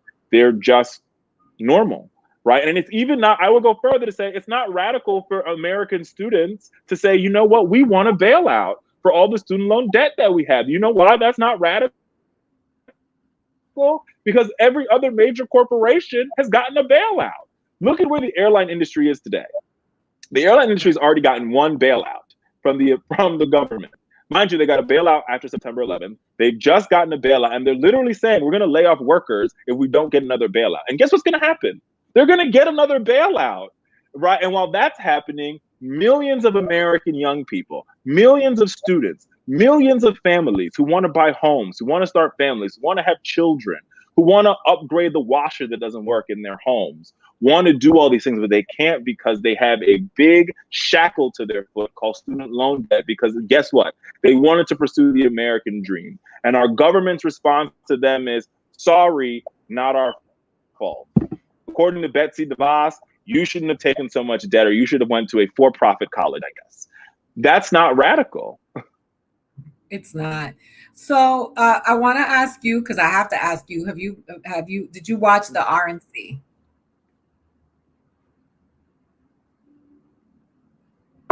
I have. I've watched every night, and I'll be watching tonight.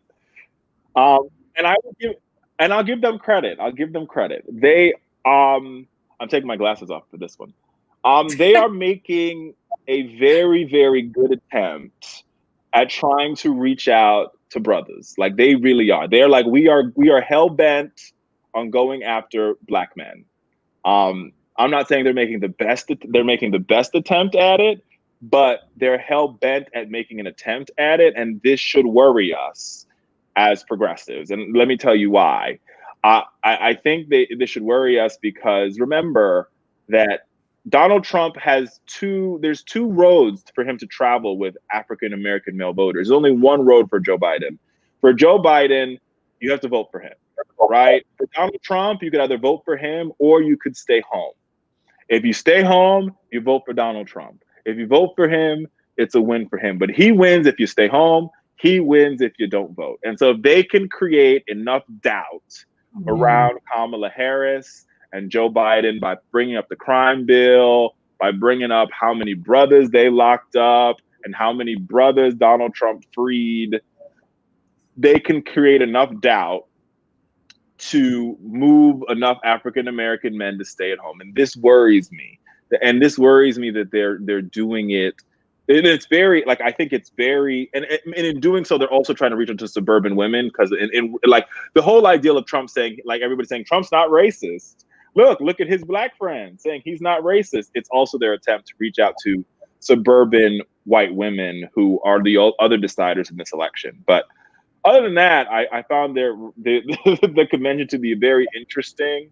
I thought the McCloskeys were very disturbed. There's some of the speakers that are very disturbing.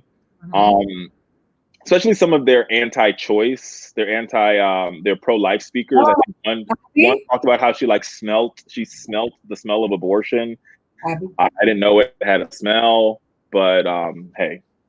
She's a mother of a brown child, which she said she had no problem with him being profiled by the police, because the propensity of violence the potential of violence is higher amongst people of color. I think it's interesting. The RNC felt, like I said in the first hour, it felt like a circus to me. And it's not me trying to diss it. It just had it was this surreal appearance with Kim, like the whole, like, I don't understand why they were shouting. I mean, it was so sensationalized, and it felt like a rally, not a convention. And it was disturbing to me to see that on national television, because I feel like so much misinformation. And mind you, I feel that way about it across the board, right? Because I do feel that way from alleged left-wing media as well. But I just felt like I was like, wow, I felt like a scene from Idiocracy. It was just, I was like, this is horrible. You show up every day. You have your radio show. How different is what you do on your radio show from what happens on Fox News for you? Well, listen, I think my show is just me, right? Me talking to the audience. My Instagram commentaries are the same. And listen, I try to, like, I'm a real, like, as you know, I'm a real person. Like, as you see behind me, Bayard Rustin is one of my heroes. And so I just try to be like, totally, you're not going to get a different me. Like, I am going to call a spade a spade. I shoot from the hip and I call it like it is. And so I don't think there's very much of a difference between the person you see that my written stuff, my radio stuff, and my TV stuff. But I will comment on where I like what I think you're saying around the RNC, right? And the yelling and the, like, I almost think it's as if they think that we're not in a global pandemic. That's the most shocking part of this convention, right?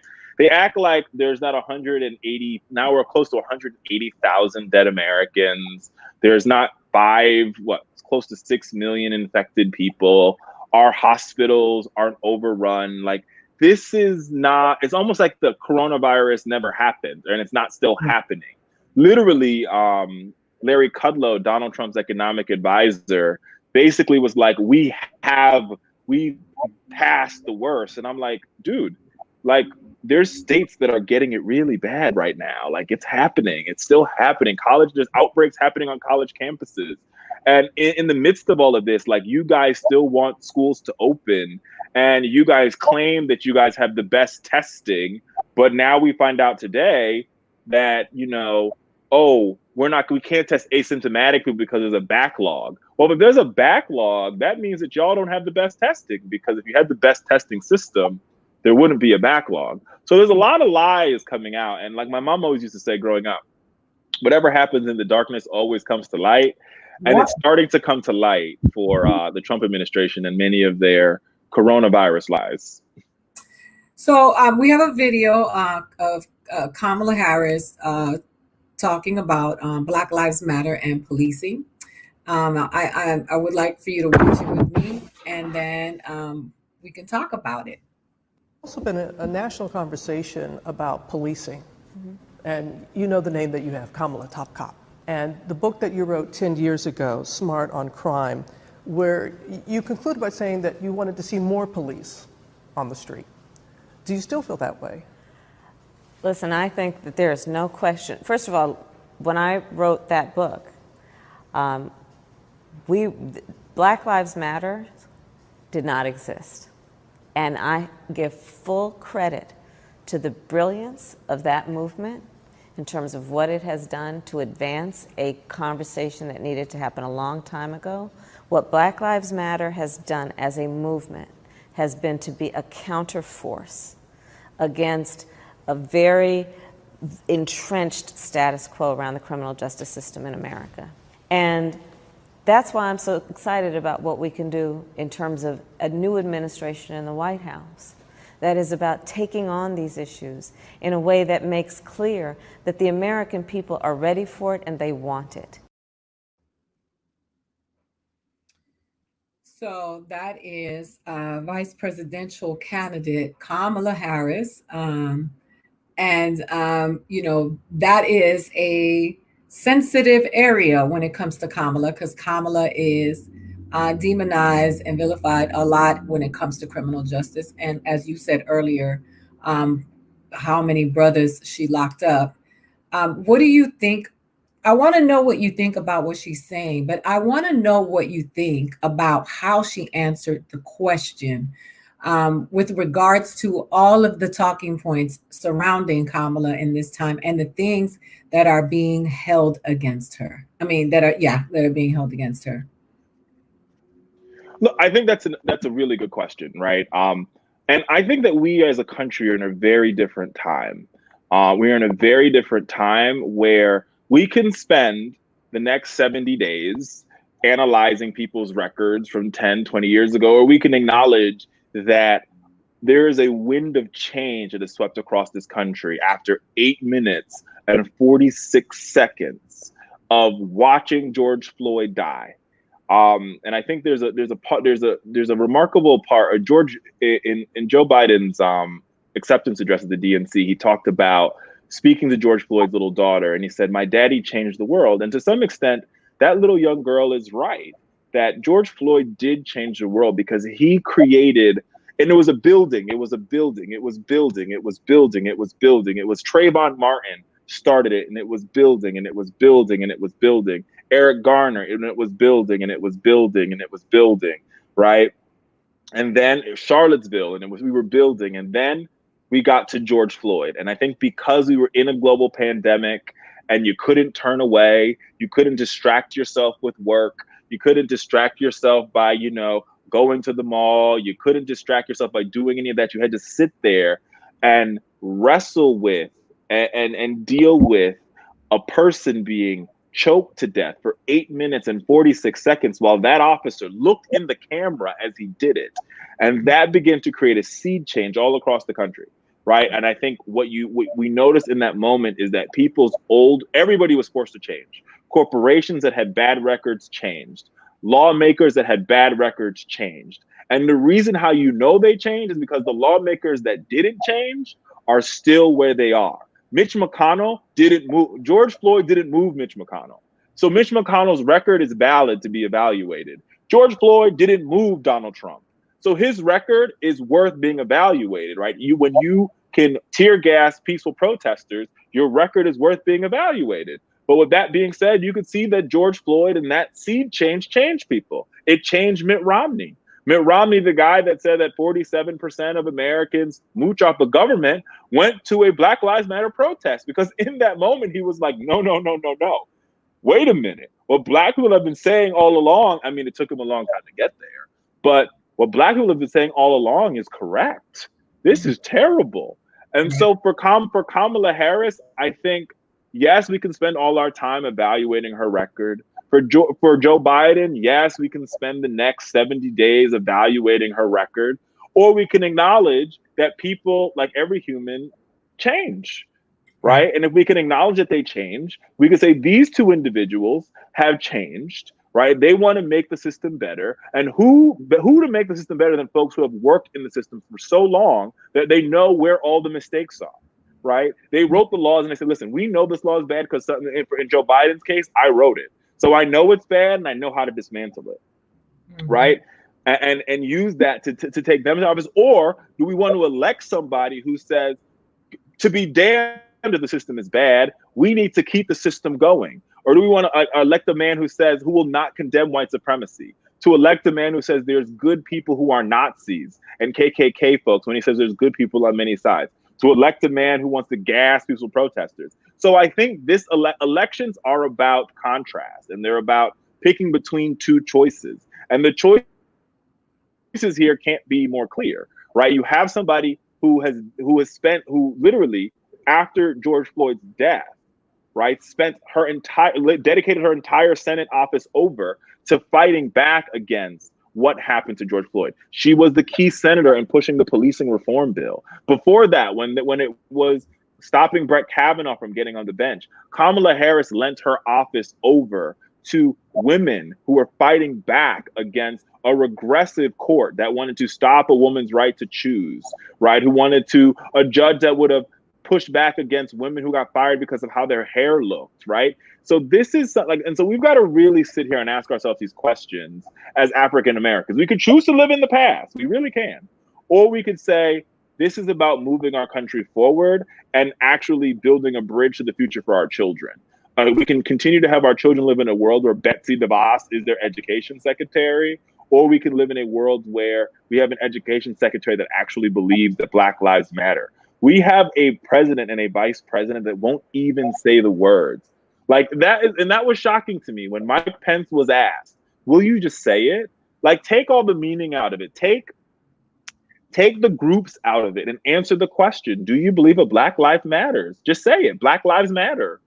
Not the group, not the people connected to it. You don't have to uplift the women that started it. Just say Black Lives Matter. And he couldn't say it. He couldn't utter the words Black Lives Matter, right? Because I can utter the words, yeah, I think Black Lives Matter. I also think that white lives matter. I think Latino lives matter, because I do believe that all these lives matter, which is why I'm such a big proponent of Black Lives Matter. Because even if you believe that all lives matter, that means that you should uniquely believe that a Black Lives Matter, because that's what's in question in this moment.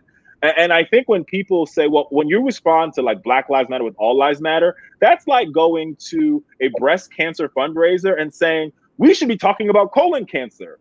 And everybody's looking at you like, but this is a breast cancer fundraiser. Of course, we should be talking about colon cancer. And at the colon cancer fundraiser next week, we can have that conversation. But today, at this breast cancer fundraiser, we're talking about breast cancer.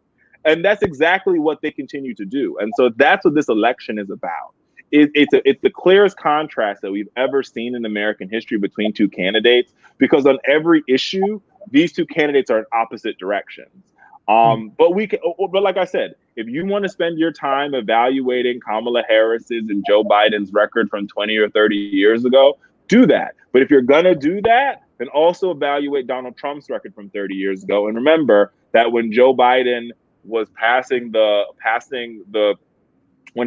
crime bill, Donald Trump had a full-page ad in a New York paper condemning the Central Park Five and sentencing them to death when they were innocent young Black men. So everybody's record is murky here. Yeah, but I'll say this.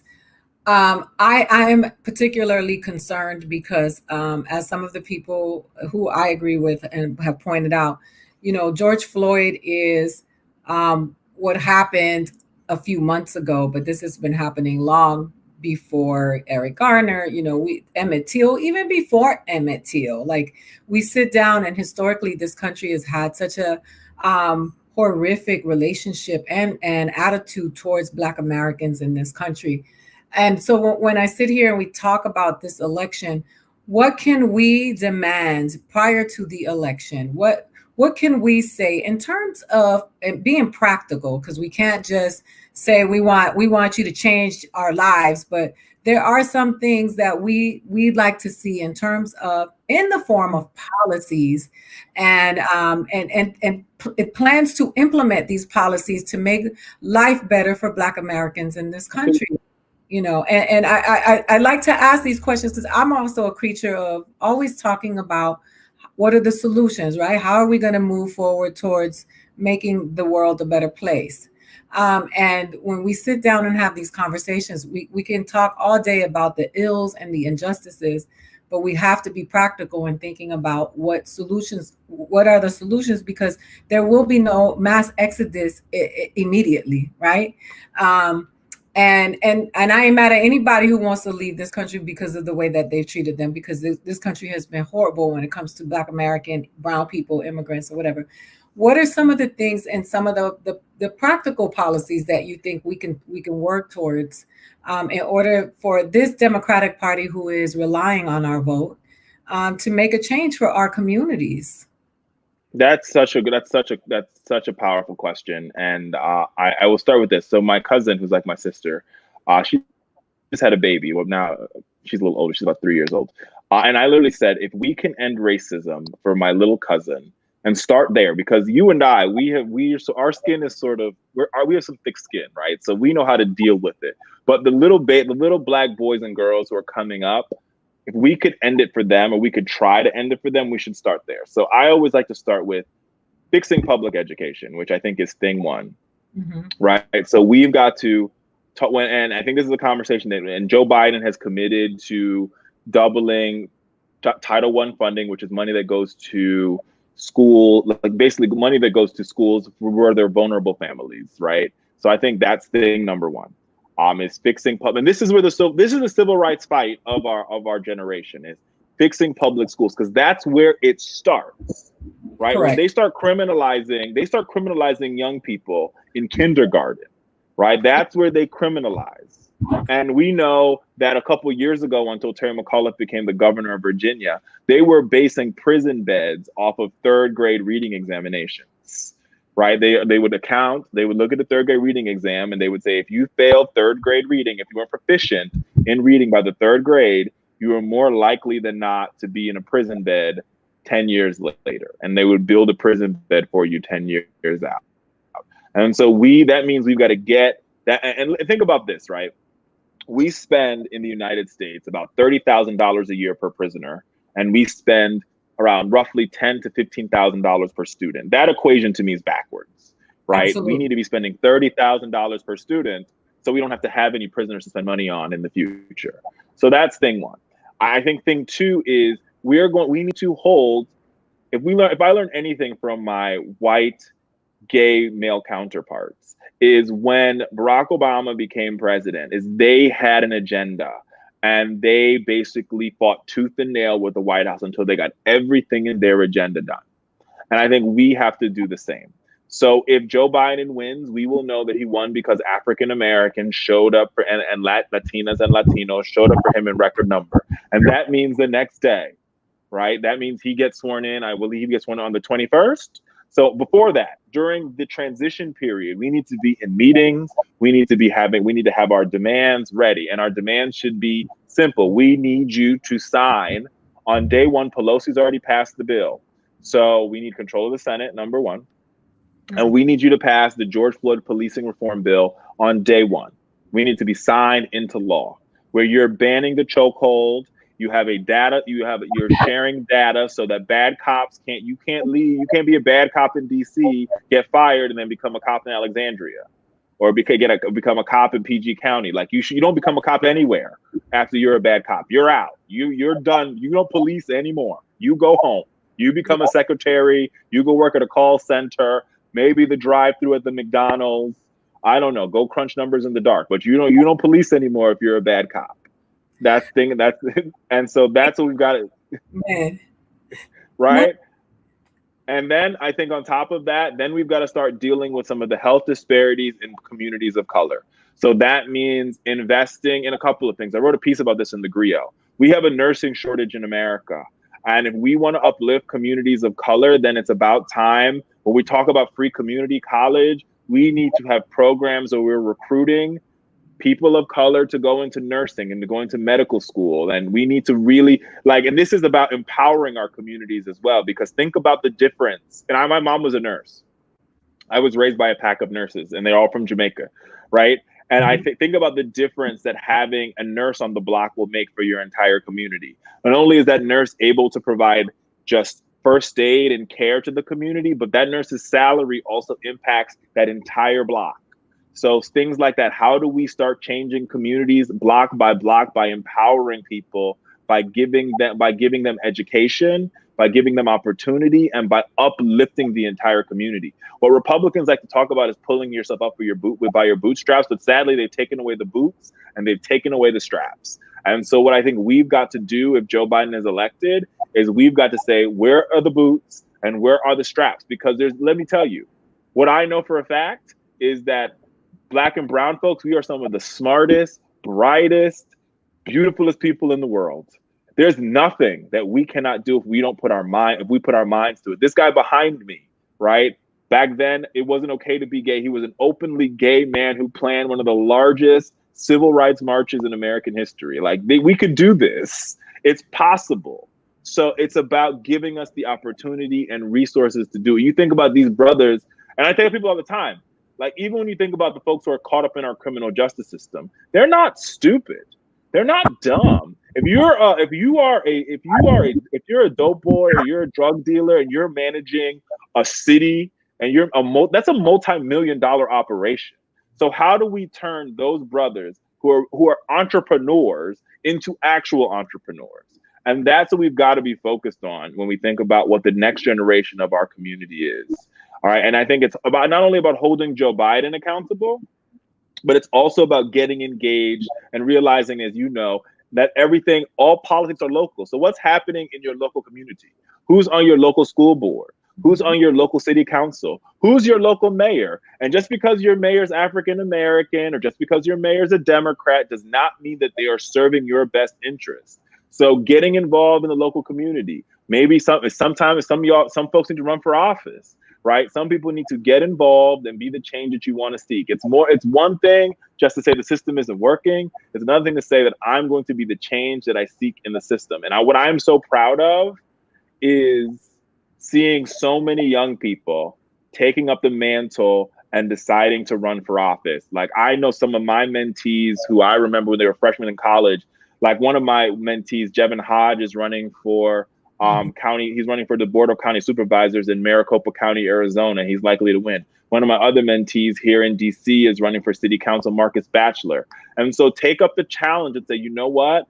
My community is not going to change unless I'm part of that change. And we need young people to run for the school board. If we want to dismantle the school to prison pipeline, we've got to start with school boards. And I walk into and you know this, there's far too many school boards where 80 or 90% of the kids are Black and brown, and 80 or 90% of the school board are white and old. They don't look like the parents. They don't look like the students. And that's why the school to prison pipeline is still there. Right. So you said a lot in what you said. And I do believe that we have to have a plan, and we have to be specific about what we're asking for, and we have to be practical. There are two things that you said that stood with me. When you said, if you're a bad cop, you got to go. And then you talked about local government and how it affects your community. So I want to share a video with you that was from the sheriff of Kenosha County in 2018, calling for some racist stuff. And I just think that people need to understand, because we really make a big deal about the presidential election.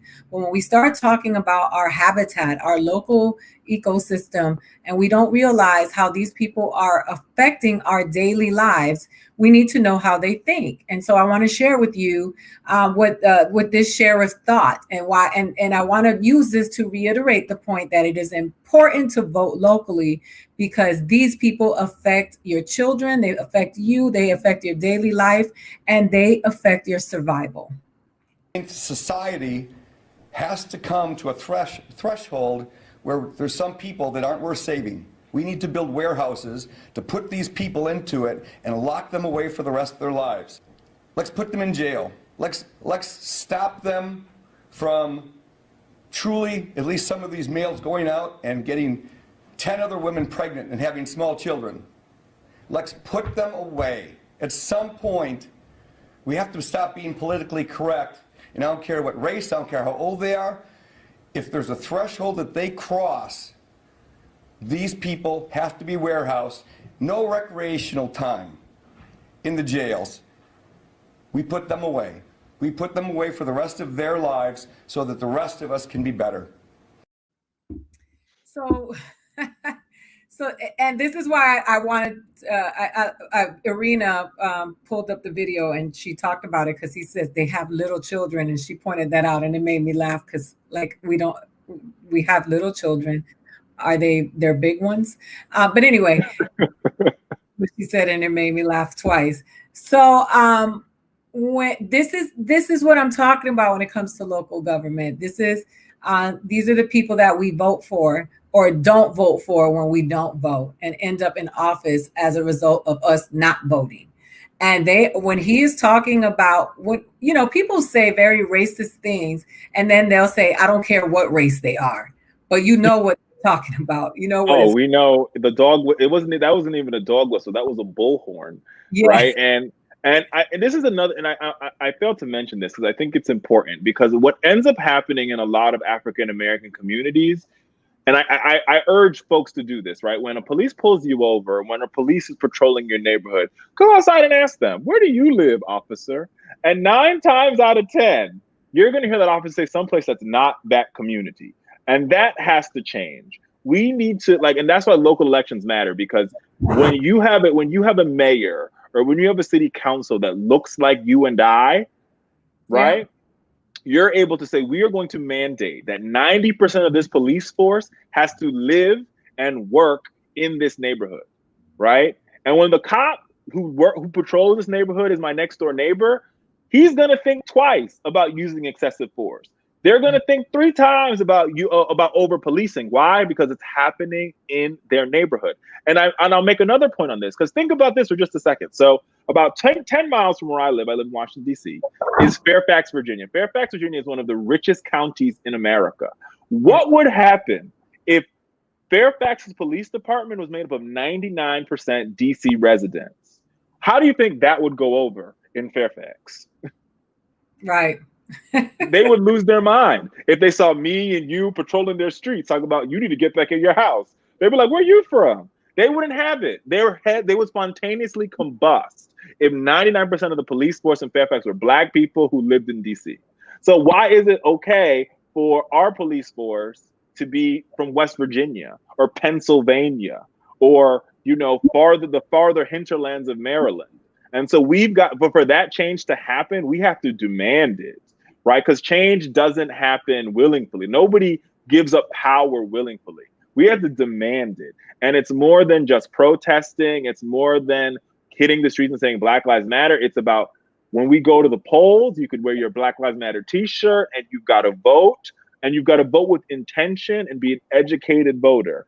No, is this person for me? Are they not for me? Are they for my kids? Are they not for my kids? Are they for my grandmother? Are they not for my grandmother? When they were asked, when the vote came down in city council to build a hospital in the Black neighborhood, were they for it or were they against it?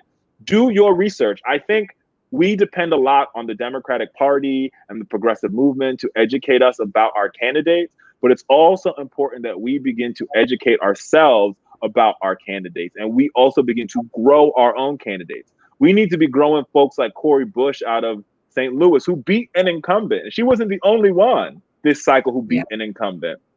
And they beat incumbents because the incumbent has not been serving the district correctly. And the people say, you don't relate to me. Or as Alexandria Ocasio-Cortez would say, you don't drink the water. And because you don't drink the water here, that's not going to work. And it also means that we've got to change, and it also means we've got to dismantle. And one of the stumbling blocks to changing that requirement for where police officers live is changing the police union. Now, I'm the biggest fan of unions. I love teachers' unions because I think my mom was in a nurses' union, and I think there's some sectors that deserve to have unions, right? Especially in the public sector, right? But I think when you are allowed to collectively bargain and use your voice collectively, you should be doing it for the collective good of the people that you serve. And what you find with teachers' unions and nurses' unions is 9 times out of 10, when they get in a fight, they're getting in a fight for their students or for their patients. When my mom got in a fight growing up, it was because she was a NICU nurse. It's because there were too many babies in the nursery and there was not enough nurses, which is a danger to everybody, right? When teachers decided for the past 3 years, when teachers decided to walk out of the classroom all across this country, it's because there were too many kids and not enough educators. They didn't have up-to-date textbooks. They were working in deplorable school conditions. That affects the students. When police officers get in a fight, it's to protect their own and to cover up for bad cops. And so police unions have to go because they do not look out for the best interest of the people that they're serving. And I think I believe in public sector unions when they serve the best interest of the people. The Postal Workers Union, what they're fighting for, that's our best interest. They want to deliver the mail on time so that we can get our letters, our prescription drugs, our packages on time. That's for us. The police don't fight for us. They fight for somebody else, themselves. And that's different, and they've got to go. Yeah, and they're also fighting for our voting ballots to come in. That part. That part. And that's a worthwhile fight, because I'm pro-union, but I'm not pro-police union because they fight for themselves, and I'm against that. And all the other public sector unions that I've worked with, that I've had the privilege to fight alongside, they always understood that if we are a public sector union, we're fighting for the public good and not police unions. They fight for themselves, and they literally demonize people who look like me. Absolutely. Well, I don't demonize people who look like you, and I love people. You love people that look like me, and I love people that look like you. And I'm glad you're here today because I think it's important for us to have agents of change throughout.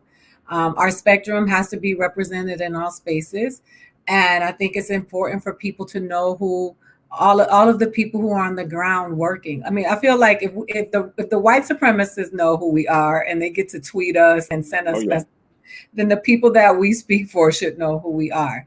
I want you to tell people how they can find you. And somebody, Chrissy said, I love people who look like him. Thank you, Chrissy. So I want you to tell people where they can find you and how when to watch. The only time to watch Fox News is only when Richard Fowler is on there. So yes. When you watch when I'm on, that means the ratings go up, and that's good for me. Well, folks, and hit me up on Twitter, Instagram. It's all the same, at Richard A. Fowler, Richard A. Fowler, Fowler. And I usually post when I'm going to be on. Thanks for having me. And, I think there's something really special about the work that we do, right? Because I think you're called to, one of my favorite quotes is from Oprah Winfrey. And she said, the choice to be excellent comes by aligning your thoughts and your deeds with the intention to require more from yourself. And I think this work that we do is hard and it's tough, but I do it for the little kid that looks just like me who didn't see himself on television, right? Like the little gay boy who didn't see himself in TV, now they see me, right? And I do it for the single moms who are struggling like my mom did to raise 2 boys. And I do it for all, and I'm blessed to be in this space, and I'm blessed to have friends like yourself. And Eboni, who was just on before you, who's a colleague and a dear friend of mine, who we continue sort of fight the good fight, right? Because we are blessed to be in the space to be a voice for so many who their voices have been taken away, or they haven't found their voice yet, or they're working on getting their voice back. And so we are blessed to do this work. And we're continuing. And listen, it doesn't come without its struggles. It doesn't come without its death threats and being called the N-word and the F-word and everything else. But how I look at it is, listen, call me what you want to. It just means I'm doing the right thing. But thank you so much for having me in this conversation. I would love to be back and continue this dialogue. Well, we're gonna have to. This conversation is only gonna get. It's only gonna get more crunk as we get closer to that. And as we continue to fight the fight to dismantle white supremacy in this country, and I will continue to speak it. Melanin is divine, and I'm not going to let anybody tell me otherwise. And I will see you on Instagram, but we will talk soon. So I look forward to that. Love you. Love you. Sending back. so much love and approval to everybody watching. Thank you so much. Thank you for being here. Bye.